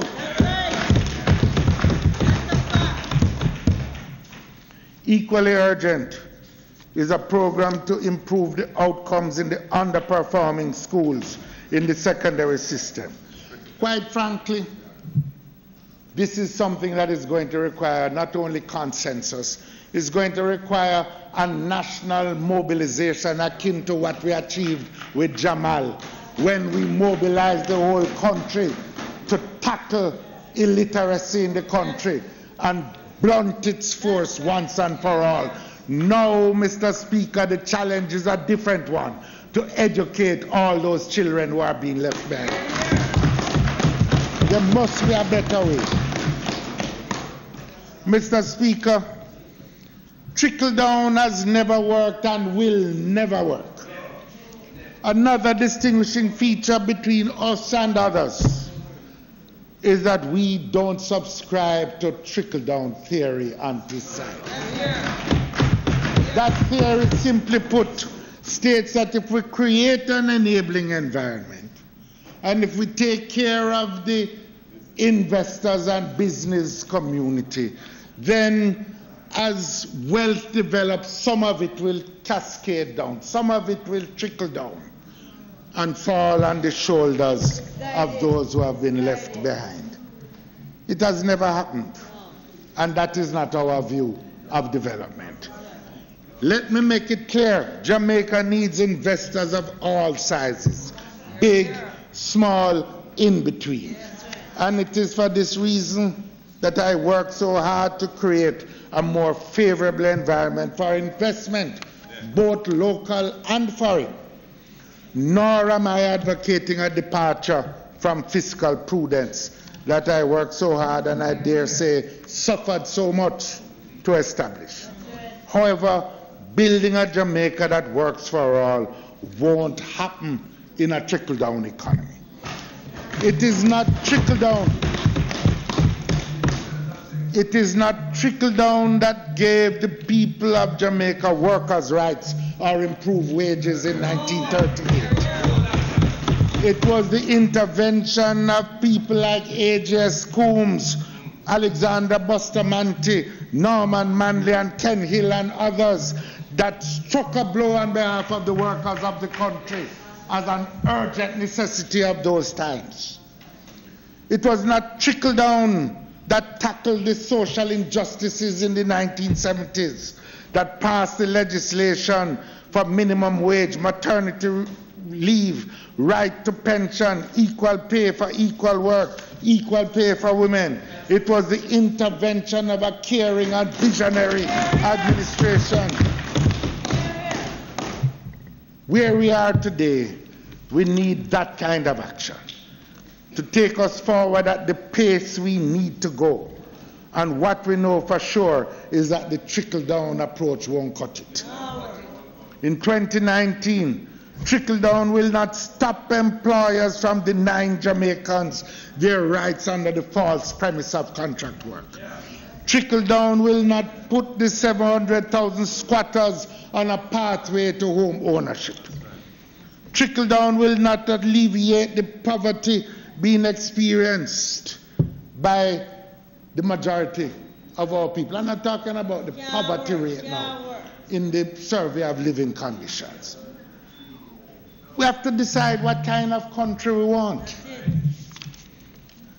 What kind of country do we have when more than 54% of the children in the school system, primary and secondary, are there only because they are on PATH program? I'm not objecting to the PATH program. We put it in place. But it says something about equality in a country when half your school population has to depend on public benefits.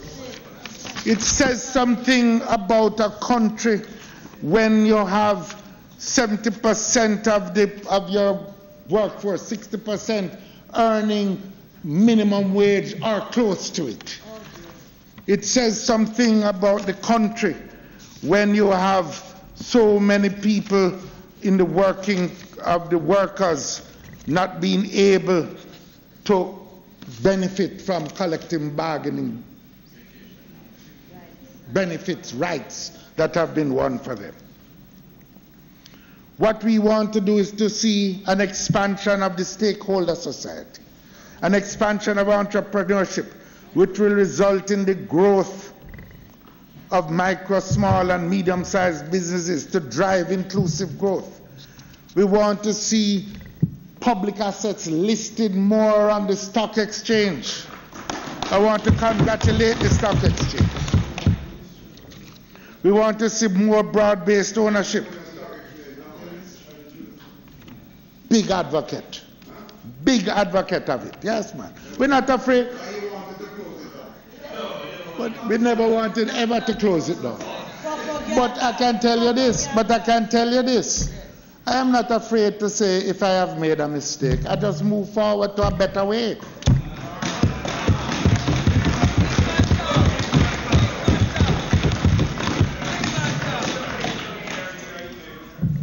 One of the areas where inequity is most stark is the situation with the workers in this country. The widespread practice of substituting full-time employment that comes with real benefits, with so-called contract labor, which comes with none, deepens the inequality in our society. We all know of the situation which exists in relation to the government service, where you have hospital ancillary workers, porters, etc., and in the security sector with security guards. But this practice has become more widespread in the tourism sector.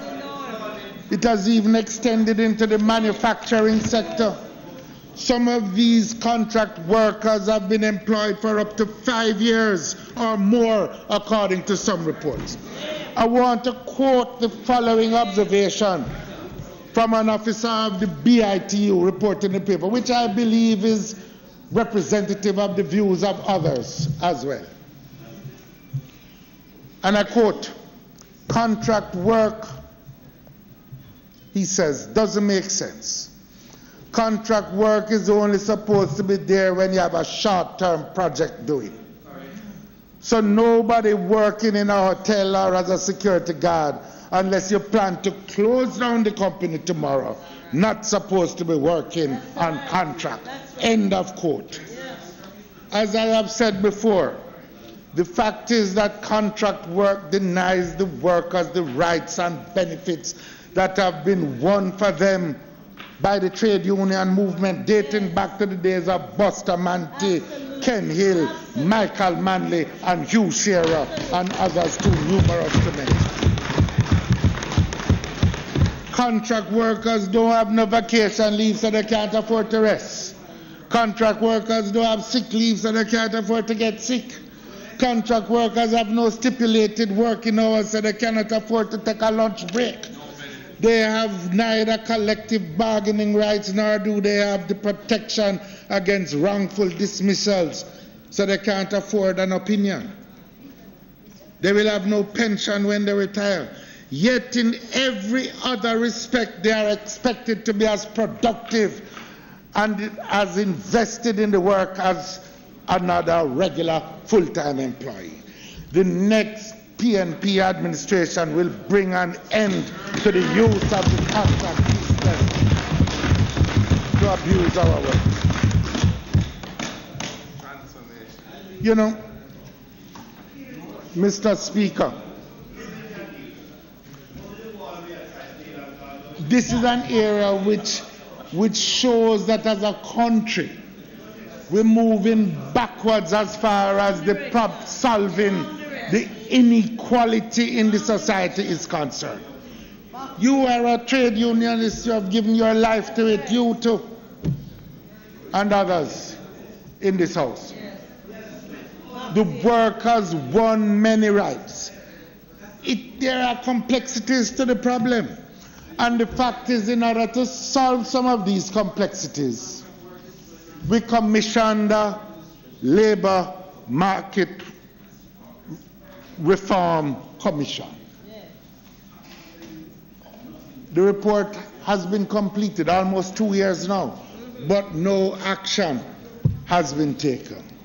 Prime Minister, time to dust it off. Let the House consider it and let us put something in place.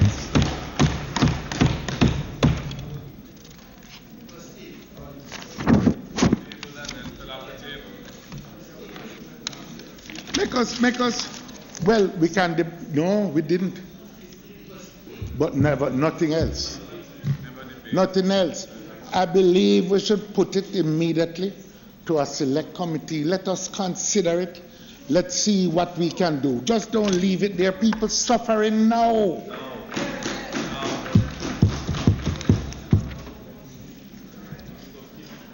And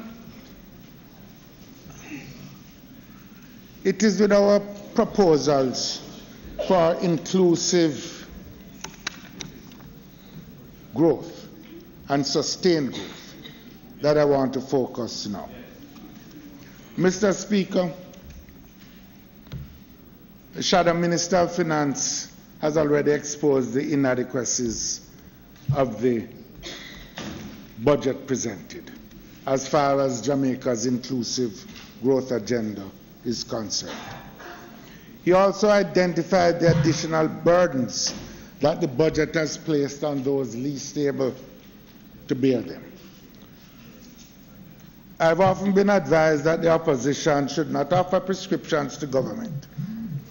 However, Jamaica is at such a critical stage that we can no longer stand by without informing both the public and the administration as to where Jamaica is headed in the wrong direction and show where there is a better way possible.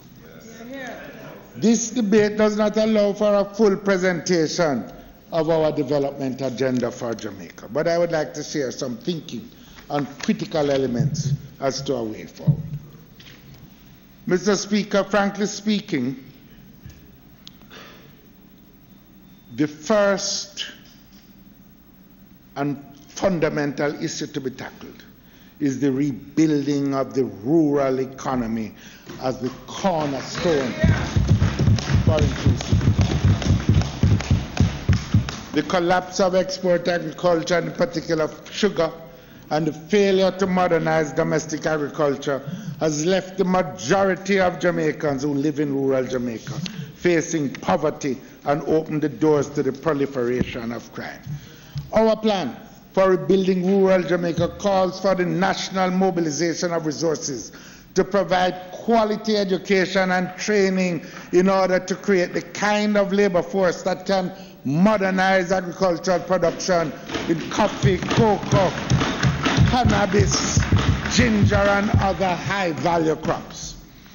We propose to expand economic opportunities not just with agro-processing, but with community tourism, music centers, sports development centers in the rural economy, and other creative industries. Imagine, for example, take a place like, I was going to say Frankfield, where you have a school that has been winning girls' champs years after years after year, where they have some expertise, where you could establish training facilities, get foreigners who want to learn to run fast to come there in the rural climate, and then the tourism, the construction would develop around that kind of facility. Think of out in the east where the music industry already is, where we can build performing arts centers so people can come. Rural economy don't just mean agricultural economy. It is a broader concept that we must deal with. We will provide jobs through climate change and adaptation and mitigation. And we will drive the knowledge and innovation industries in the rural areas as well. Secondly, as I indicated earlier, we will embark on a massive land titling program to allow for easier, speedier, and more affordable land ownership. That will make the announced reduction in transfer tax truly work for the majority of the Jamaicans.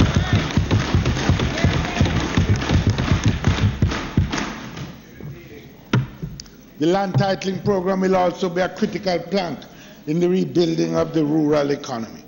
This will facilitate the expansion of small enterprises for the 60% of the farmers who hold no title for their land. We are going to link the provision of the title with the accessibility to finance so that the farmers can get title and get the finance. That is the better way, Mr. Speaker. Third is to drive private consumption. Private consumption accounts for about 80% of Jamaica's GDP. Hence, in the reduction of tax, consumption, the consumers need to get a break. Yes. Prime Minister, when you talk, if you don't do anything else, reduce the GCT.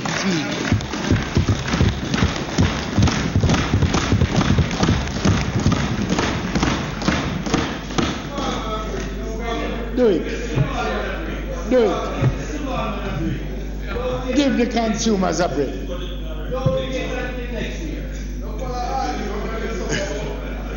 But I wanted to add, no, him can wheel and come again. Talk to him. Do it. Talk to him. And take something off the gas as well. Remove the SC. The consumers need a break, and it will help you with your JUTC. It will help you. All right, so I will speak about it in my sector.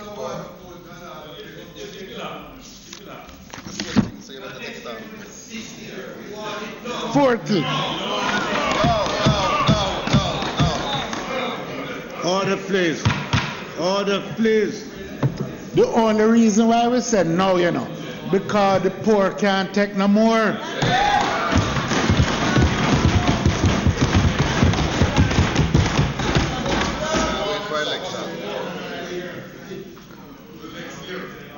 Fourth, we will pass legislation requiring employers to treat so-called contract workers as full-time employees and give them the benefits of full-time employees.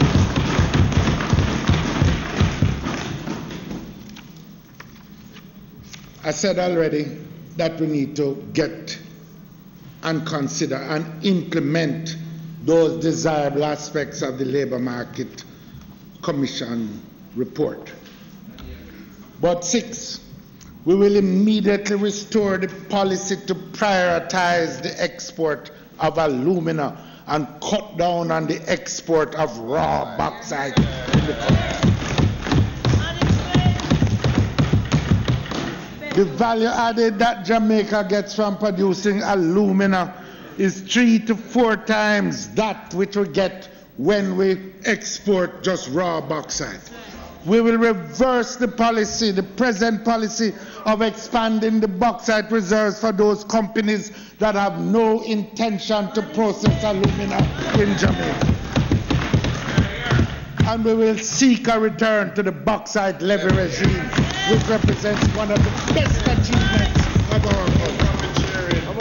By substituting profit sharing which doesn't exist for the levy regime, with one company alone, Jamaica's earnings declined by $4 billion in just 2 years. In that. Give away. 4 billion J dollars.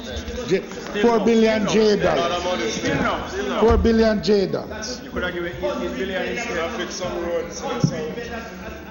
Look here, we must not continue to learn lessons that we all have already learned. That is to stand still. The reason why we introduced the levy was because companies were gaming us over the years. Yes. It's the only guaranteed way peg it to the price on the London Metal Exchange, and you know what you get.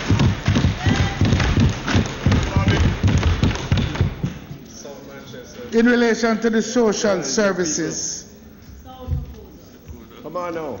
and the educational system, and particularly in relation to the students' loans, while the reduction in interest rates is always helpful, we need to face the fact that too many students remain unemployed, or many students remain unemployed after graduation. And even when they are employed, a large number are not earning enough to repay the loans and live a decent life. As a consequence, and given the importance of tertiary education and development, we need more bold action. We will implement the decision to offer a First in Family Scholarship program so that the first child in every family gets a full scholarship once they matriculate. People say, don't do it. But look here, I want to make it plain. Our objective is to get back to the point. To get back to the point for everyone, where every student can get access to tertiary education without having to face the problem of it. So this is a halfway house, recognizing the fiscal difficulties of now. When I went to university, the end of the 60s, never had no fees. Most people got a bursary from the Ministry of Education, which made you almost rich on the campus. You used to own the soda fountain at the time, not own it, operate it. So up at university, yes.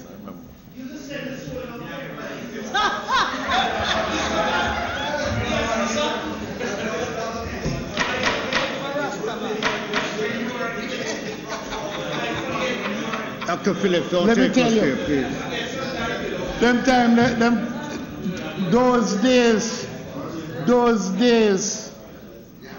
those days, students could buy food. Nowadays, it's tough. And this meets some of their needs. We're going to abandon the requirement of a student loan guarantor. We can provide insurance scheme.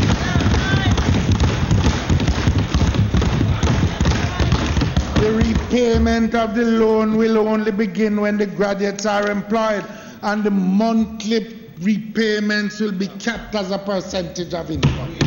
Students have to live. We want to prioritize the investment in the high schools to provide space for the over 20,000 students that are presently enrolled but are not in satisfactory conditions. We're going to expand the teacher training program to global standards to provide a trained teacher in every classroom in the shortest possible time.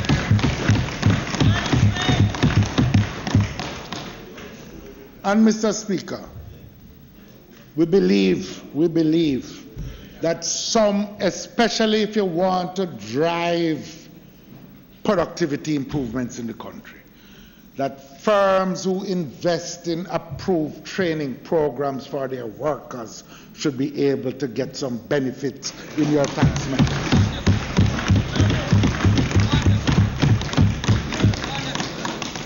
And we believe that there should be an immediate investment of over 100 million additional on the health budget, so we put an end to people sleeping in wheelchair and bench and all kind of things.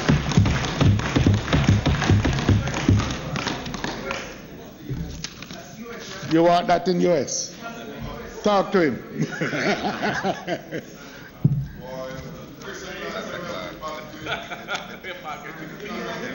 Mr. Speaker, I believe the time has come now to take action to recover the funds in the police used car scandal. Recover the funds so that they can be used. No, time to stop shilly-shallying about it. Yeah, man.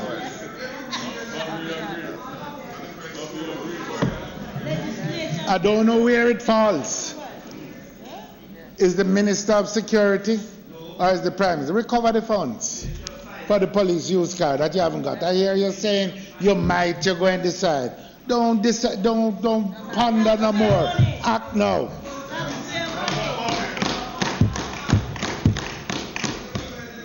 I'm calling on the government to reverse the transfer of the Bernard Lodge lands out of the hand of the farmers. Too many public assets are being siphoned off without due process. I believe we need also to try to rebuild confidence in the political process by establishing some civil society oversight mechanism that would prevent the use of public funds being used for political purposes. To this end,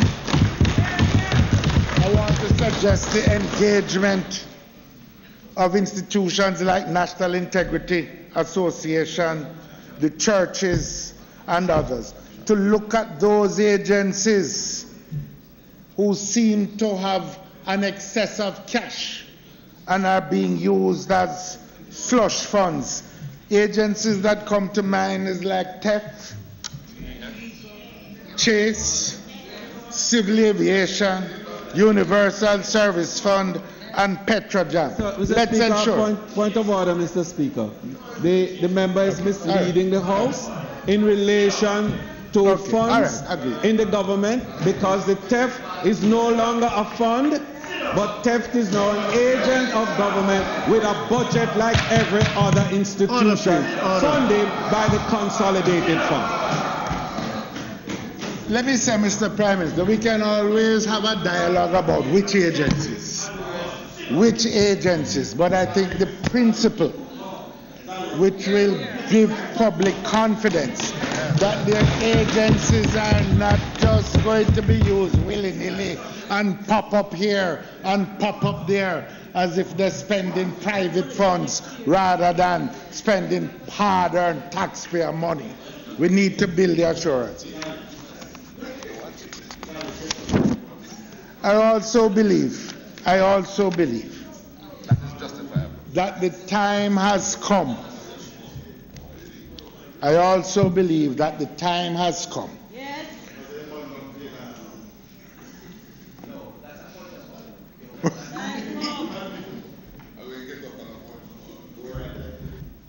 Give him an orange tie.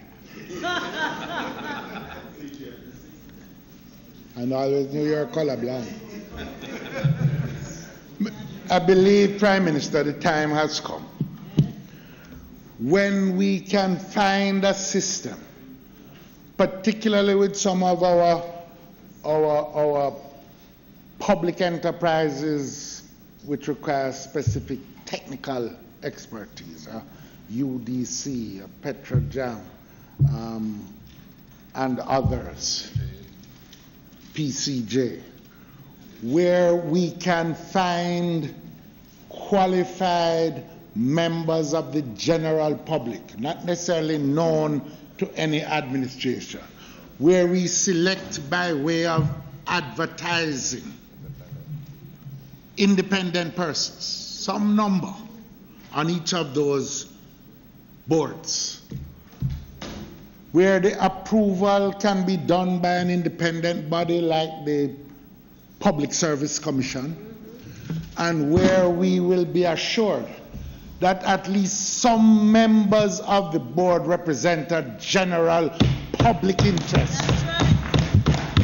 A small country like ours doesn't have a vast expanse of technical expertise. We need to incorporate the general citizenry in the administration of things. Jamaica belongs to all the people, and we need to give them an opportunity to participate. And as I have said time and time again,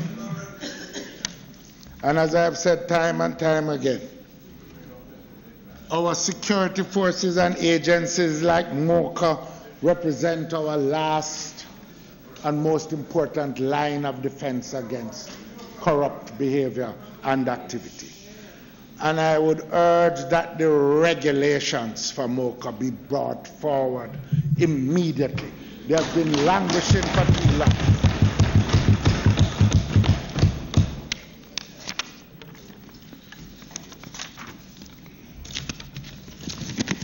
I have every expectation, given the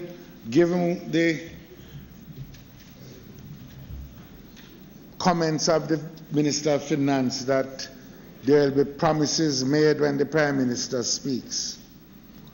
And indeed, I think there are, it caused me to go back to look at some of the promises that had been made times past. I remember, for example, the promise that in the first year of office, 30 police posts in crime hotspot areas to make the police closer to communities would be established. I remember in a subsequent budget speech there were 30 mobile police stations were going to be prepared and sent around the country. The promise was repeated in 2017. There was a promise that every minister would be given a job description letter with clear performance targets. I don't believe that has been kept.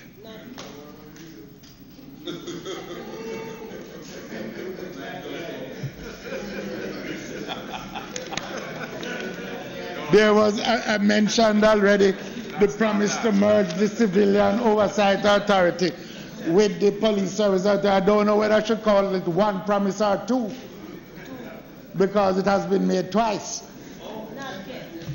Not kept. We had the promise that the security forces would not be reduced in St. James and in the areas. Not kept. The gap between promises and performance too great.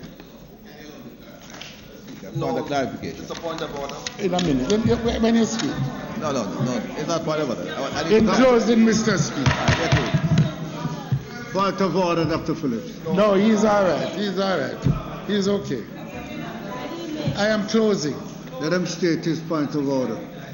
I need to clarify, Mr. Speaker. It's not a point of order, it's a clarification. I need a clarification, but the House is being misled, Mr. I think the opposition leader has been ill-advised. I don't think he deliberately mislead the House. And he is being allowed to mislead the House on the facts of the security forces in St. James. Nothing has changed in St. James since the 31st of January. Nothing has changed. The current position is the divisional strength of St. James is 791. Operationally normally about 650. That remains in place. There are 246 men moved to St. James. During the SOE, they remain in place in St. James. The only change that has happened is that 20 men used to be moved from Area 2, which includes Portland, St. Mary, and parts of St. Anne. That ceased on the 1st of January before the SOE. 20. When you make your sector, right? And in addition to that, the House cannot be allowed to be misled. The comment was that 46% of the men have been moved. Whoever advised the leader, they are still deployed. Exactly, and you are wrong. This is misleading the House. In addition to that, 7 command officers are allocated weekly. They continue to go down there. And last week, after the incidents, some 25 men from the Special Operation Team went down. The entire 2GR continues to be deployed in St. James. Entire 2nd Battalion Jamaica Defence Force. The original crew at Burke Barracks and the forward operating base in Norwood and the Playfield is still there. There has been no movement on any of the men out there. Thank you. Dr. Phillips, that seemed like a clarification rather than a point of order. I stand by the advice I received, Mr. Speaker. You may proceed. Mr. Speaker, despite the official narrative, the fact is that it is clear that there is another reality that is being experienced by the people of the country.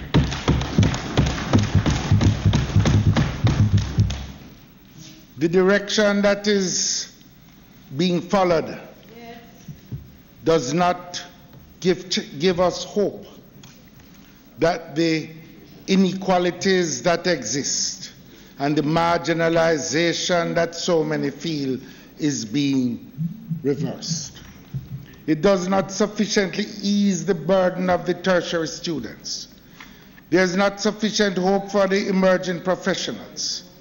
The fact is, the budget does not offer relief for the middle classes or the consumers who are experiencing the hardship of now. There is a better way. That better way would fight the scourge of crime on three fronts: lessening of inequalities, the expansion of opportunities, a more effective crime plan. There is a better way that prioritizes micro, small, and medium-sized businesses in the country.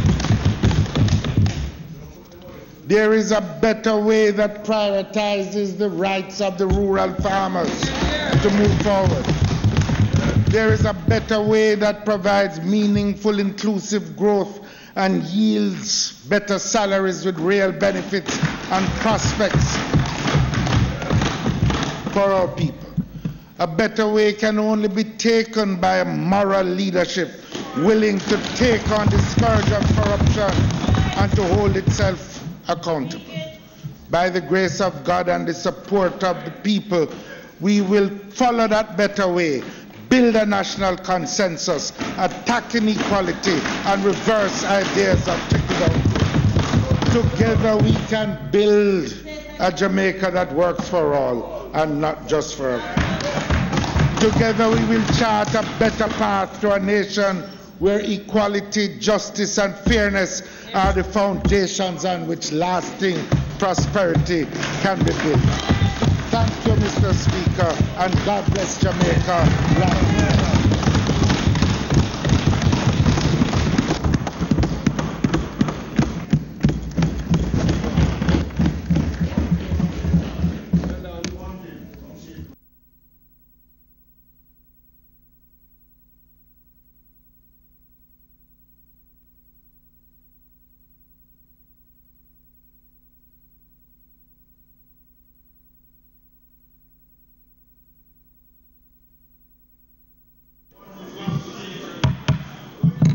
Order, please. Mr. Semuro.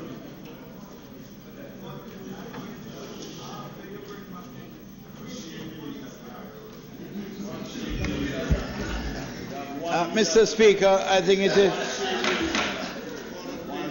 is fair to say that that was a very good effort by the leader of the opposition.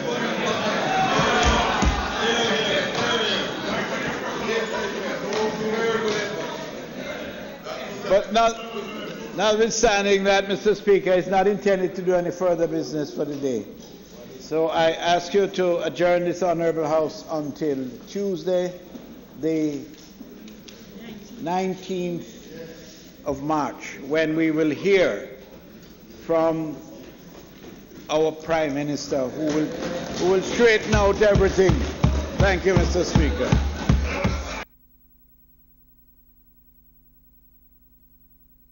The motion is that the House be now adjourned until Tuesday the 19th. Those in favor? Aye. Those against?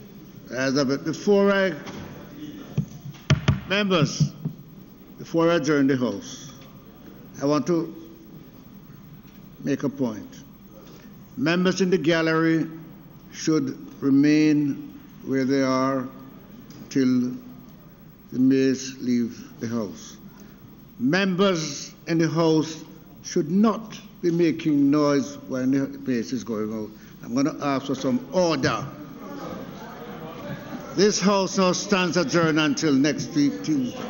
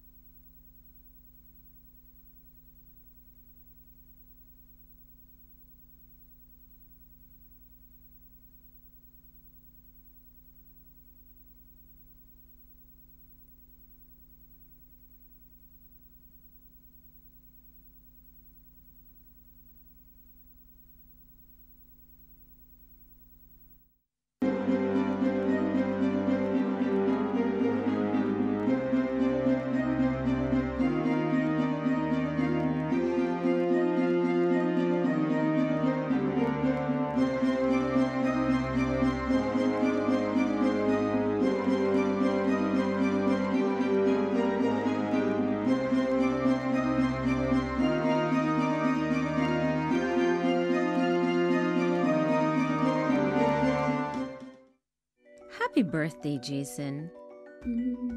I just wanted to tell you that I'm very proud of you. You're getting good grades in school, and at home you've really been helping me with the chores. I hope you have a great day. And I can't wait to give you your present tonight. Love always, Mom. Teach your child the 6-step crossing code. Think first. Stop. Use your eyes and ears. Wait until it's safe. Cross when it's safe. Get across alive. A message from the Road Safety Unit in the Ministry of Transport and Mining. I would like to see a Jamaica where persons express love and care and also concern for one another. The tendency is to believe that persons in the inner city are comfortable with the crime situation, but that is far from the truth. A safer Jamaica would mean that what is called old-time Jamaica, where the postmaster and the police is a friend of the community and a friend of your child. Let's create a safer Jamaica. A message from the Ministry of National Security.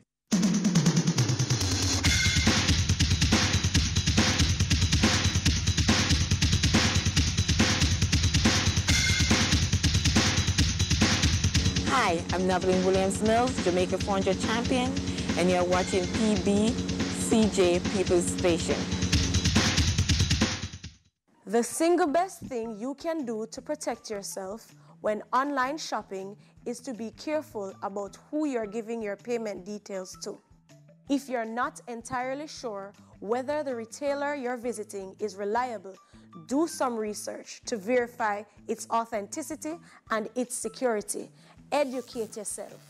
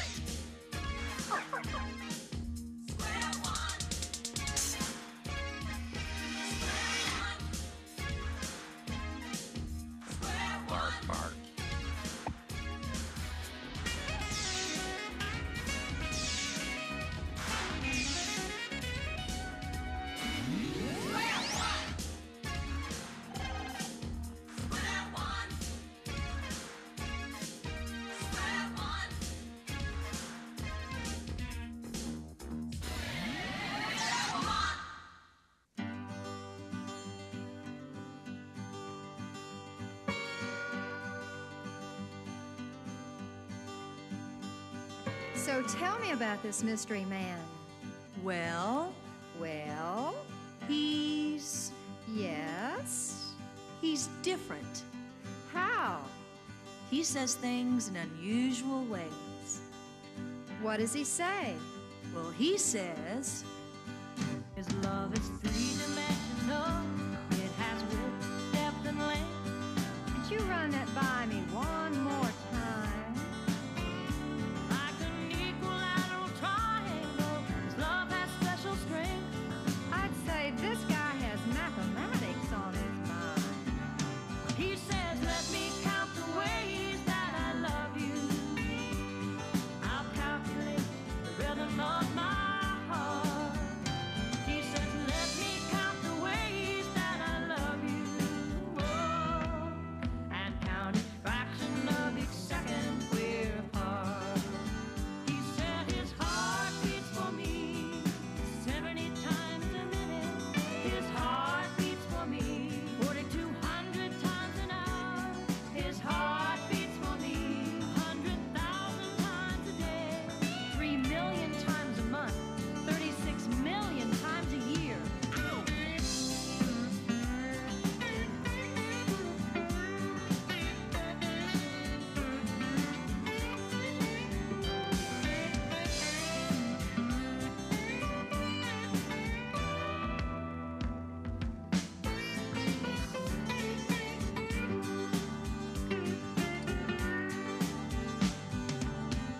Well, it sounds like Mr. X is not your average guy.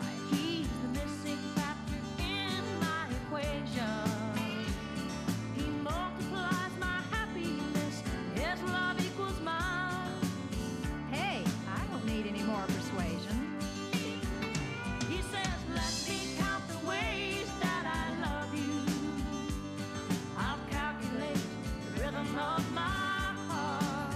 He says, let me count the ways that I love you. Oh, and count each fraction of each second we're apart. He said his heart beats for me 70 times a minute. His heart beats for me 4,200 times an hour. His heart beats for me 100,000 times a day. 3 million times a month, approximately. He said, let me count the ways that I love you. I'll calculate the rhythm of my heart. He says, let me count the ways that I love you. Oh, and count each fraction of each second we're apart.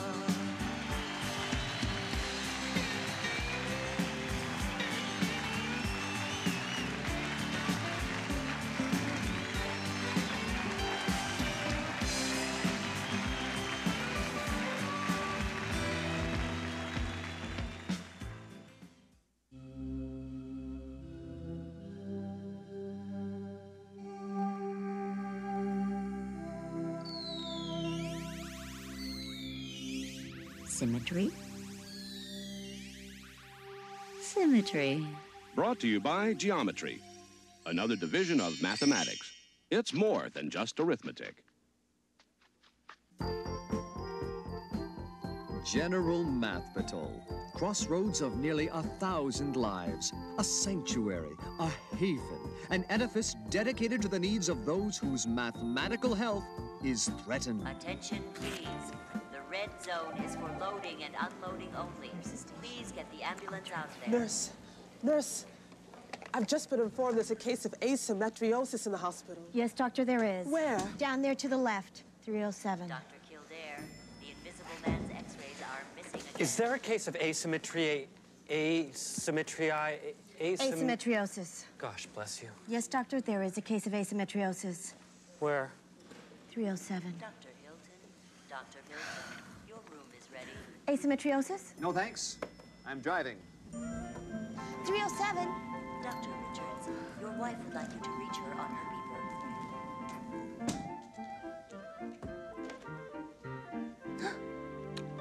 I think I'm gonna be sick. Take it easy, doctor. Yes, doctor. Get a grip on thyself. Heal thyself. Sort of. Yes, well, doctors, we have our case cut out for us. Yes, this patient is asymmetrical. We'll have to make it look Symmetrical. What is symmetry again? It's a rotation or reflection that leaves a figure unchanged. Ah, yes. Let's stick to reflection. Rotation makes me dizzy. For this to be symmetrical, Both sides will have to look the same. We'll have to operate. How are we going to get half this thing to be the mirror image of the other half? I've had a similar problem, and this is how I'd solve it. Let's take a look at the patient's chart. I'd cut here, here, here, here, here, and here. 6 incisions. Will it bleed? I hate the sight of math blood. Then I'd reattach the pieces like this, and like this, and voila! This half looks exactly like this half. Oh, but doctor, you've cut the patient to ribbons. Oh, 6 incisions. Could it survive? You want coddle or you want progress? No doubt, that does turn this patient with asymmetriosis into a symmetrical figure, but is there another procedure? I believe so. Let's try. With just 3 cuts, I believe I can make it beautiful. I simply cut here, here, and here. I then reattach here and here. There. Now the halves are mirror images. Very good, Doctor. Wow. I made 6 cuts. You only made 3. Well, it saves on cuts. And stitches. But is there another way? No, let's cut. No, doctors, what if I could show you how to do this operation by making just 1 cut? Impossible. Let me at him. I could do it in just 1 cut. Don't be ridiculous. You can't make that figure into a symmetrical form with but 1 cut. She'll be sued for non-geometrical practice. Ha! I simply cut here and attach here. You've done it, Doctor.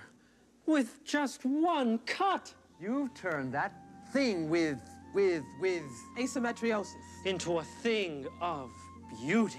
Well, gentlemen, the important thing to remember is there's more than one way to skin a... If you gentlemen excuse me, my 10 o'clock patient is here. Your 10 o'clock patient is a cat? Yeah, a jazz cat. A 5, 6, 7, 8. And so once again, common sense and geometry have solved another problem at General Mathbitol, crossroads of nearly 1,000 lives. Until next time, stay healthy and may the math be with you. The story you are about to see is a fib, but it's short. The names are made up, but the problems are real. It was Friday, 9:43 a.m., and New Yorkers were stymied by yet another strike. None of the hundreds of pushcart vendors wanted to work on Monday, so the Labor Day parade was canceled.